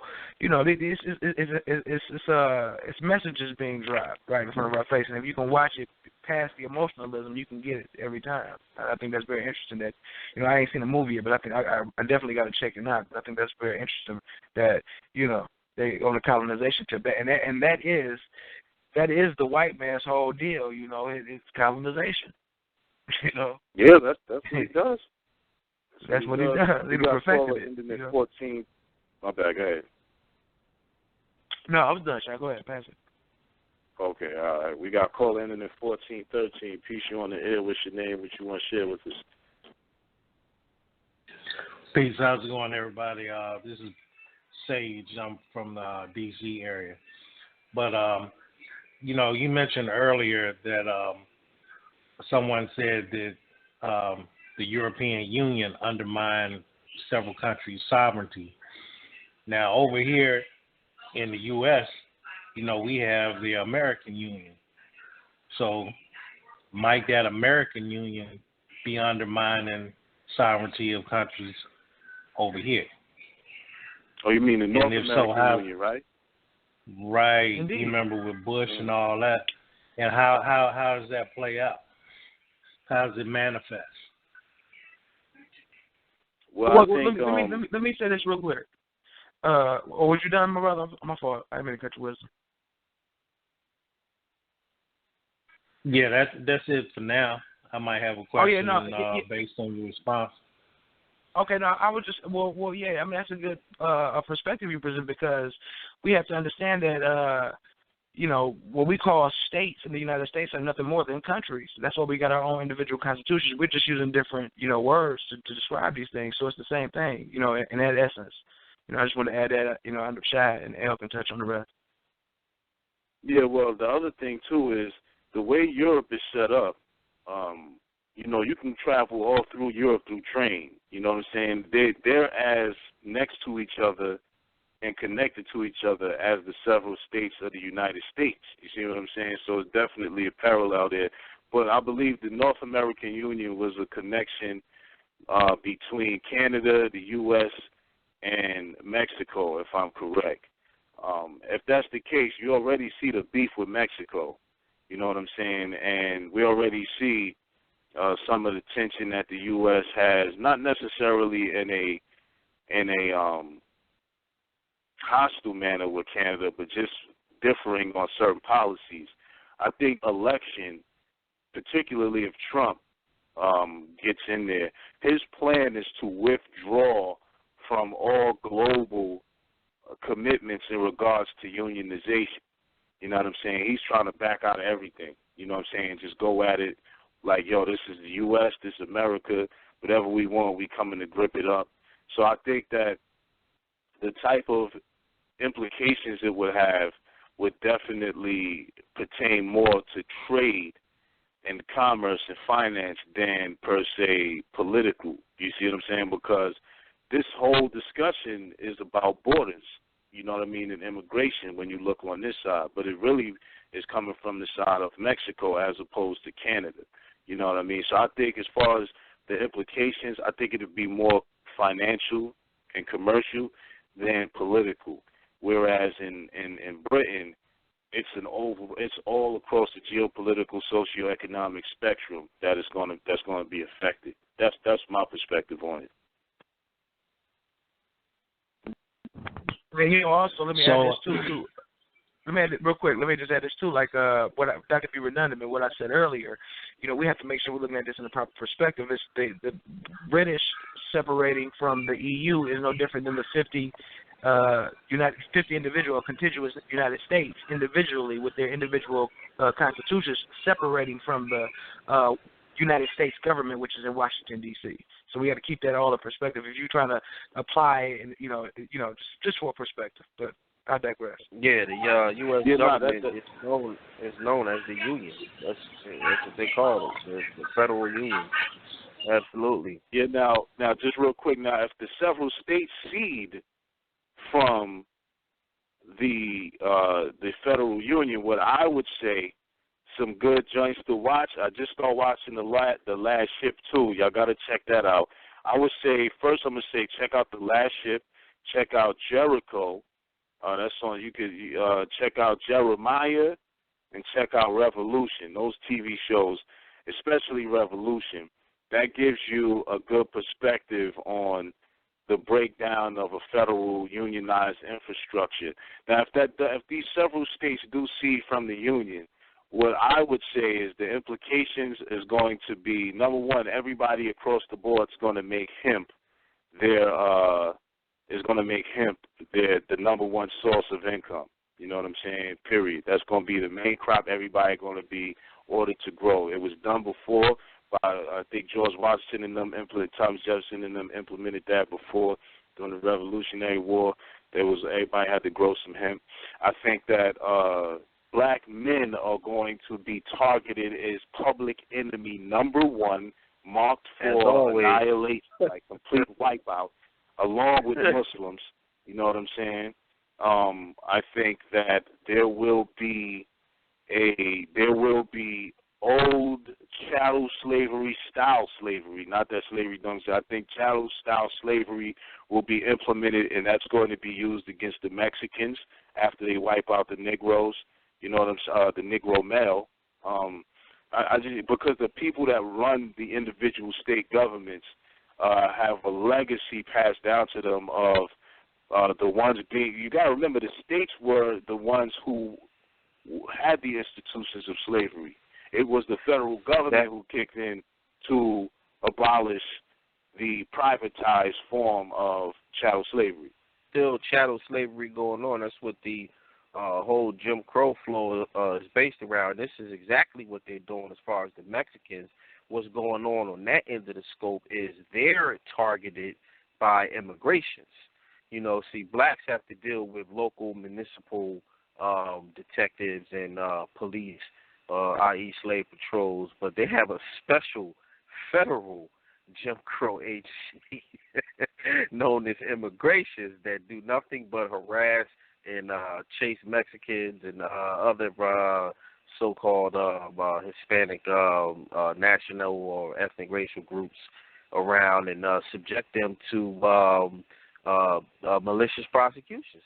You know what I'm saying? They've even incorporated abusive process as one of the elements to human trafficking and peonage. And this is 13th Amendment legislation. Human Trafficking Act is coming out of the 13th Amendment. So, you know, the chattel slavery practice is still employed. It's just administrated through the criminal justice system, whether it's done by local law enforcement or immigration, but it's definitely going down.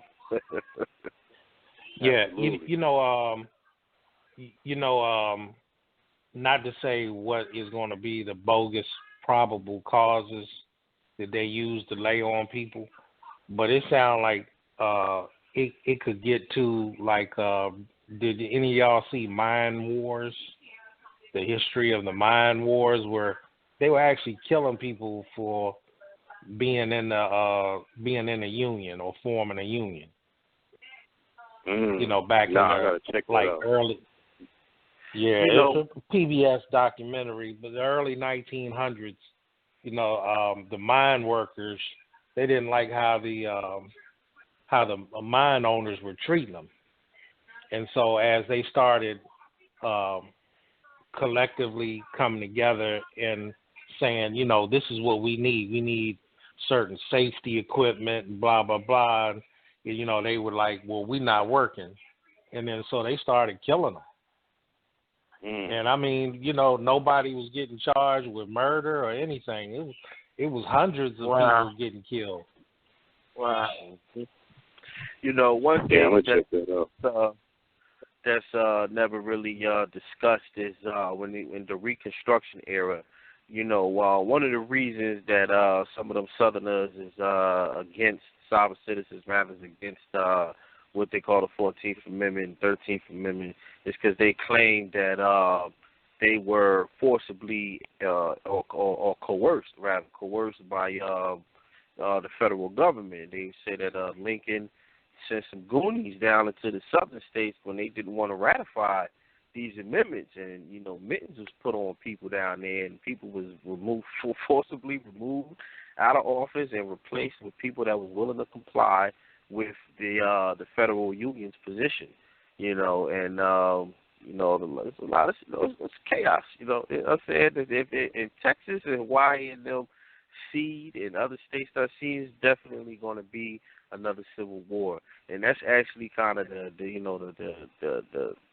energy in the air. You know, they just dropped that Captain America joint a few months ago, named it, you know, it's called Civil War. You know, so you know, the signs of the times. You know, I'll go as far as to say that the Lincoln, you know, what he did was de facto. He didn't really have the authority to do it. You know what I'm saying? Like when we remove when you remove the black man's feelings towards this stuff and all that, yo.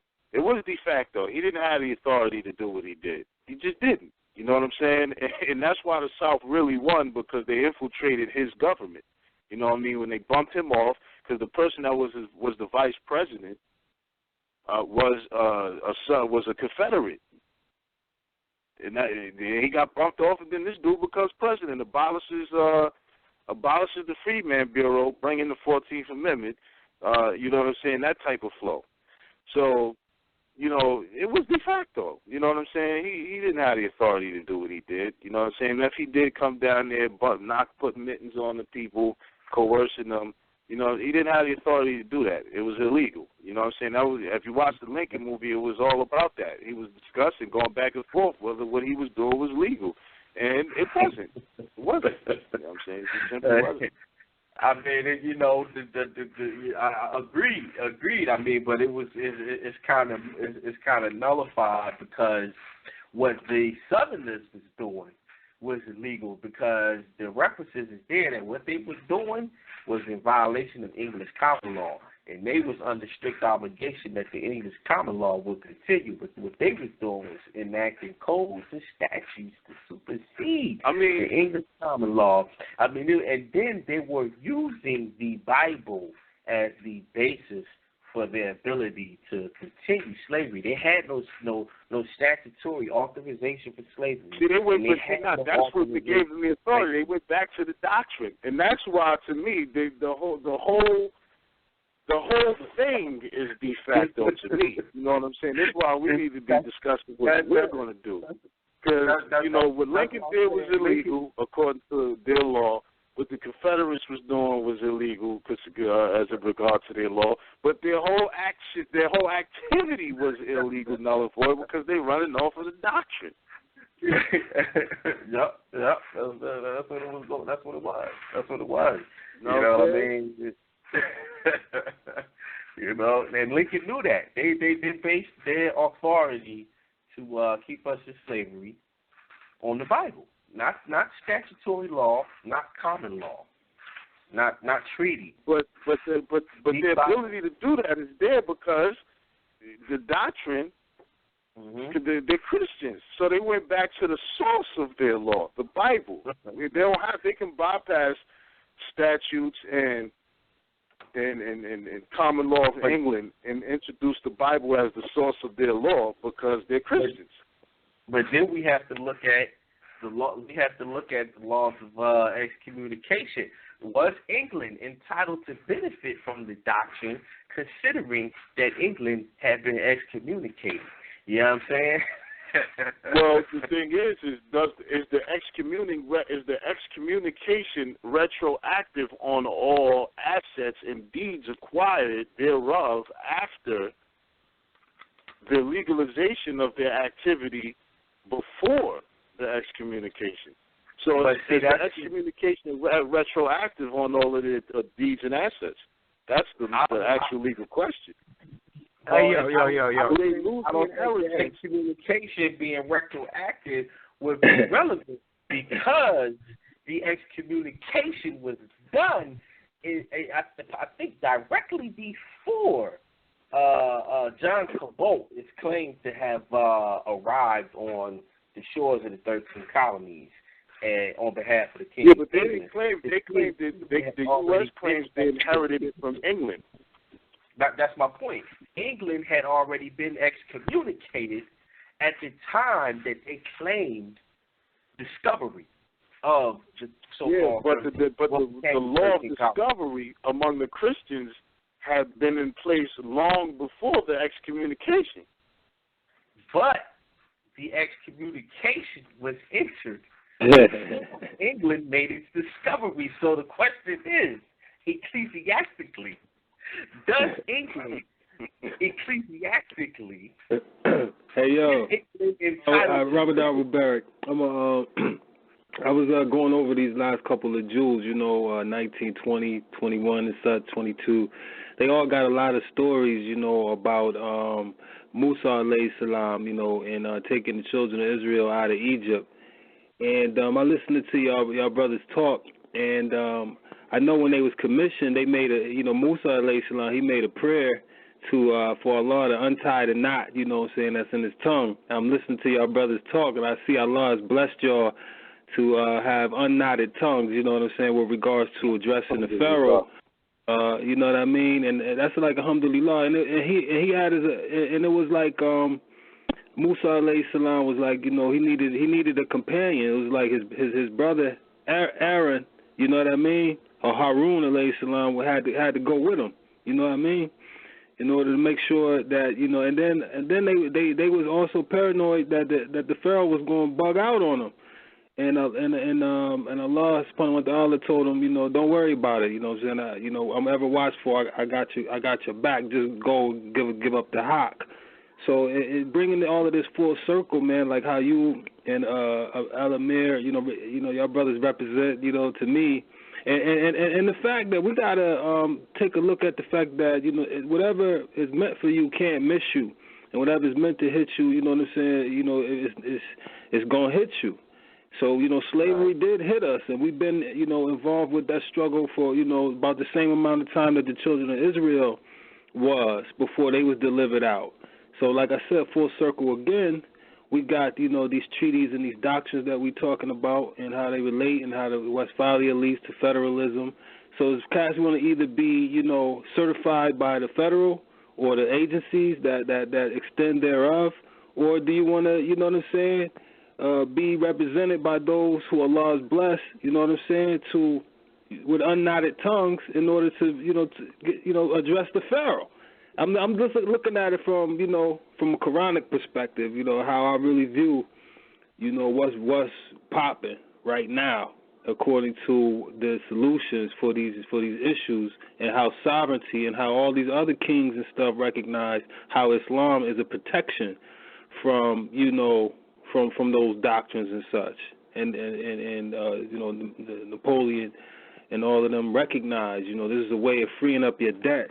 And actually, that for the last thing before I bow out, that the joint I said earlier with the you know, the what you say supposed to say after Tahashahud in your prayers, that supplication, there's one that's even more thorough. Okay, and at the end of it, after you seek refuge from the Masig, the jail, and the fitna of the grave, you're also supposed to, you know, seek refuge from sin and from debt. You know what I mean? And that's all in the same reference, and it's more authentic because it's in Sahih Bukhari, and the other one that I did was for Muslim, you know. So I digress right there. So now, you know, I'm glad you bring that up. I'm glad you bring that up, though, because, see, this discussion about this is a very highly technical one, because on one end, the doctrine of discovery, the Christian doctrine of discovery, is nullified when applied to Moors, i.e. Muslims, because of the treaties, abrogate them, because they provide provisions in them that says what they are to do in the doctrine the Moorish Muslims are supposed to be exempted from. You see what I'm saying? Whereas, like, take for instance, go ahead, Al. I was going to just say, yeah, absolutely. One of the main things of the doctrine is the nullification of the free exercise of religion by indigenous peoples, which was identified as Saracens and heathens, which Moors, American Indians, whatever other groups out there that are considered to be non-Christians, non-European Christians rather, did not fall up under. And, you know, there were several treaties between Great Britain and Morocco, or the Moorish Empire and the British Empire, that recognized each other's religious freedom. So once Britain made these treaties with Moors, recognizing Moors' religious freedom and vice versa, that nullified the doctrine of discovery tenets, which mandated not to recognize their religious freedom. You know, so those are considered to be laws that supersede the extent of the doctrine as applied. You know, when it comes to Moors per se, other groups don't have those same conditions in any agreements that they may have with Europeans. You know, there's several different agreements that Europeans made, even the U.S. And you look at even some of these Indian treaties, they don't recognize their religious freedom, which is one of the reasons that American Indians legislated and pushed to come out with the American Indian Religious Freedom Restoration Act, which did get passed but got ruled unconstitutional because it was American Indian specific. So they came back out with the Religious Freedom Restoration Act, which was broad and applied to all groups, but it was initiated by the American Indians pushing for federal legislation to recognize their religious freedom, because these things were not provisions included in any treaties or agreements that they had with any state or federal governments.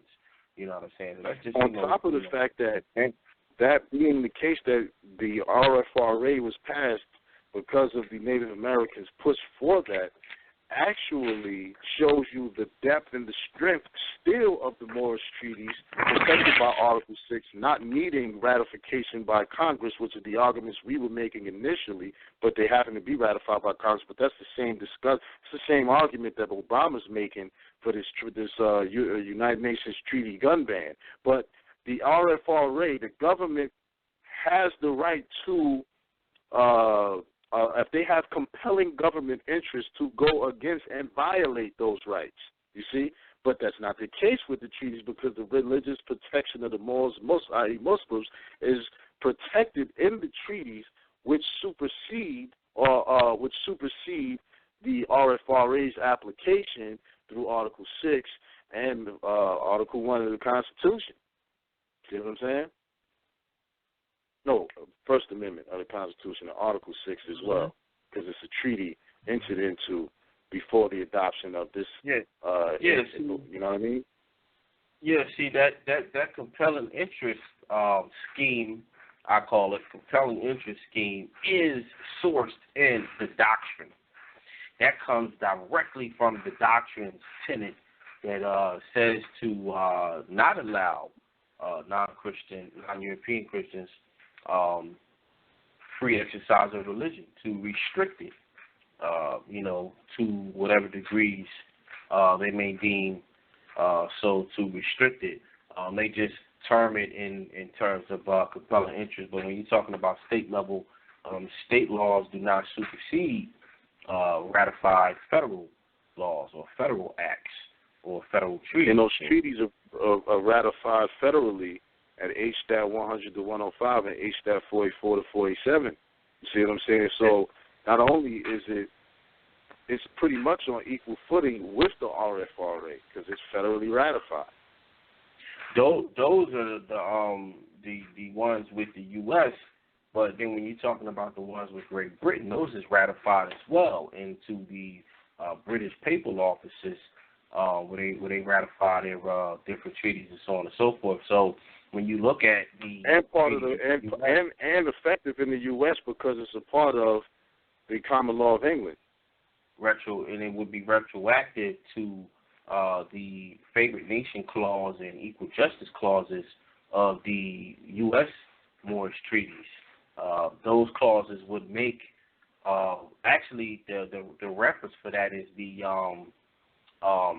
France / Morocco versus USA, the International Court of Justice case, when France was in Morocco back in the 1950s, right before they got their independence back. They sued the U.S., and the U.S. actually invoked the British Moorish treaties, saying to the International Court of Justice, well, we're entitled to the same rights and privileges that Great Britain is entitled to, in the treaties of this, that, and the third, citing all the different treaties that Great Britain had with Morocco, and seeking to benefit from the same rights that are extended in those treaties to Great Britain, because the U.S. treaties say that they are to be treated on an equal footing with the other Christian nations, essentially.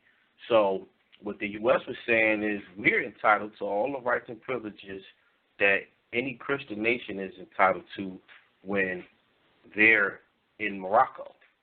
You know what I'm saying? And this is laid out. The scope and extent of those rights are found in these treaties. You know what I'm saying? So we have a reference for where the U.S. invoked British Moorish treaties along with these Moorish treaties themselves. They even invoked it in the Spanish-American War in the Philippines. Yeah. No, I'm here. Okay. I'm here. I don't know if Al got cut off. Yeah, I think Al his phone got cut. But yeah, it's actually, he's still on though. No, I didn't hear you. What you say? I said that they even invoked it in the Spanish-American War in the Philippines. The U.S. invoked the treaty with Morocco, with the Sultan of Morocco. You know what I mean? The thing is that it's almost as if the Moorish sovereigns at that time saw what was on the horizon. And now, under Islam, these treaties are grants. They're actually not treaties. They're grants under Islamic law, you see.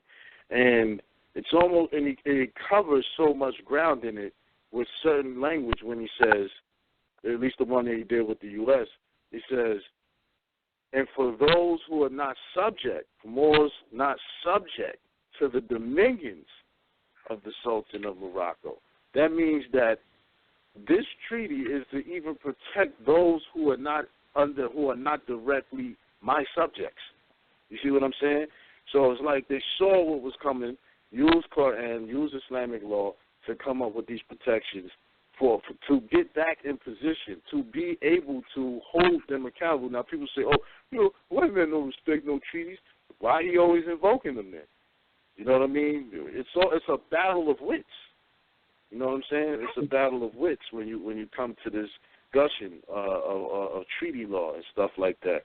So, this is the foundation of and again, in those treaties, it say Muslim. The U.S. is the ones who translated it as more, but because they know that their introduction to dealing with the quote-unquote Mohammedans, as they used to say, was through the Moors. You understand? So, it's man. It's this whole Brexit thing, man. Brexit thing is rife with all of the things we discuss on the daily as it pertains to Moorish identity, nationality, and sovereignty, and Islamic law, and all of those type of components. Because you got a lot of Muslims out here who say that you can't even invoke Sharia past. You're supposed to use Islam only for religious protection because you can't politicize it because Ali was killed and his lineage was destroyed, and without that line, you can't. Like, they come up with all type of excuses. The Prophet Sallallahu Alaihi Wasallam left clear instructions, man. Allah left clear instructions in the Quran. Supposed to maintain the caliphate, supposed to maintain an Islamic government, and that's just that. See, they want to ignore that there were Islamic sovereigns. See, the laws that these Islamic sovereigns passed is a part of Islamic law. It may not take precedent over Quran and Sunnah, but it is a part of Islamic law because they were Islamic sovereigns. Shalom Alaikum. That's how I crack their heads, man. Because I keep bringing it up. I say, whatever is meant for you, it can't miss you, and whatever is supposed to hit you is gonna hit you. Allah hit us with, the struggle of slavery, like how nobody else really got hit, and like a couple other discussions ago, we were talking about how the majority of the Muslims that were enslaved were sent over here. That Muslims are already indigenous over here through the Mansour, expedition and such. And so we know, what the situation is. So is this about?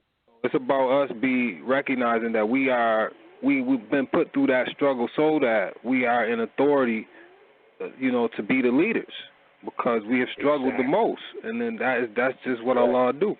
You know what I mean? When you go through something like that, we are in the position to be in the authority. And if the immigrants try it, they're going to be labeled as terrorists. So they don't even have the ability to really do it. So that's why that's my campaign. Like, I'm trying to recruit brothers. I digress. Indeed. Like, all they need to do is come with those wallets and pocketbooks open, follow the lead, and hand their daughters over to the brothers so they mix the bloodlines in and create some familial dynasties. That's all they need to do. You know what I mean? Keep the wallets and the pocketbooks open, and let the Moors get. You know what I'm saying? And let's do some intermarrying. You know what I'm saying? So we can start building these bridges because they got resources and stuff in their country that we can be utilizing. You know what I mean? But Absolutely. If there's anybody else on the line that want to get a comment or question, and now is the time, you know what I mean, because we're about to go to our closing statements, you know what I'm saying? So if you got a comment or question, press 1 so we can get you on and you can speak your piece. But for now, Jad, we're going to give you the floor. What's your last statements you want to make before we close out?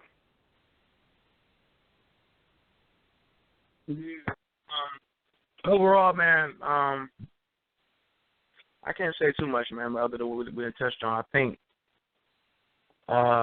again, for the sake of being redundant, what I stated at the opening is that something that we, as United States citizens and so-called black people, we need to take seriously identity, nationality, sovereignty. You know, why are we relying on these unavailable, unaccountable, and untouchable people to govern us? You know, like, you know, it's time to deal with logic at this point. You know, I know a lot of people, the whole politics thing is boring, and you know, it's just too much to study, too many angles. You get frustrated with it. I get it, but it's on a simple level. Like we as black people, like we have the option to just not participate. You know, it's like the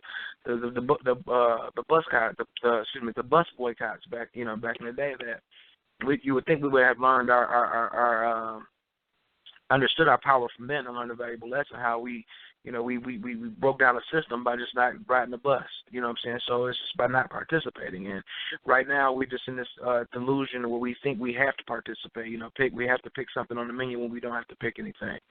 And with that, you know, I digress. Indeed, definitely. Akeem, what's your last statements that you want to close out with? All right. Make the brother, I don't know if you heard, but Elamir, what's your last comments, statements you want to make before we close out? Yeah, man, you know, load up, get right, because it's about to pop off. Stay tuned. Assalamu alaikum. Alayhi salam. My last statements I'm going to make is, you know, the pain is left. The brother's going to feel the pain the most. You're always going to feel the pain the most. I wouldn't be worried about, I wouldn't worry about what everybody else going to do to women and this and whoever else, you know what I'm saying? Brothers need to get ready to make some serious moves, take advantage of this chaos that's taking place. And, you know, like El said and like Jazz said, you know, it's going down, get ready. There's way more to come upon the horizon. This is just the beginning, you know what I'm saying? So keep your eyes peeled, you know what I mean? I definitely welcome and invite you all to become Moors and become Muslims, because I truly think that it's the way out. It's the ship. It's you know, while things are sinking, that's the ship. Irregardless of the hostility towards it, you know what I mean? That's what I say. So without further ado, say salam alaikum, peace, and we're going to catch you on the next one. All right?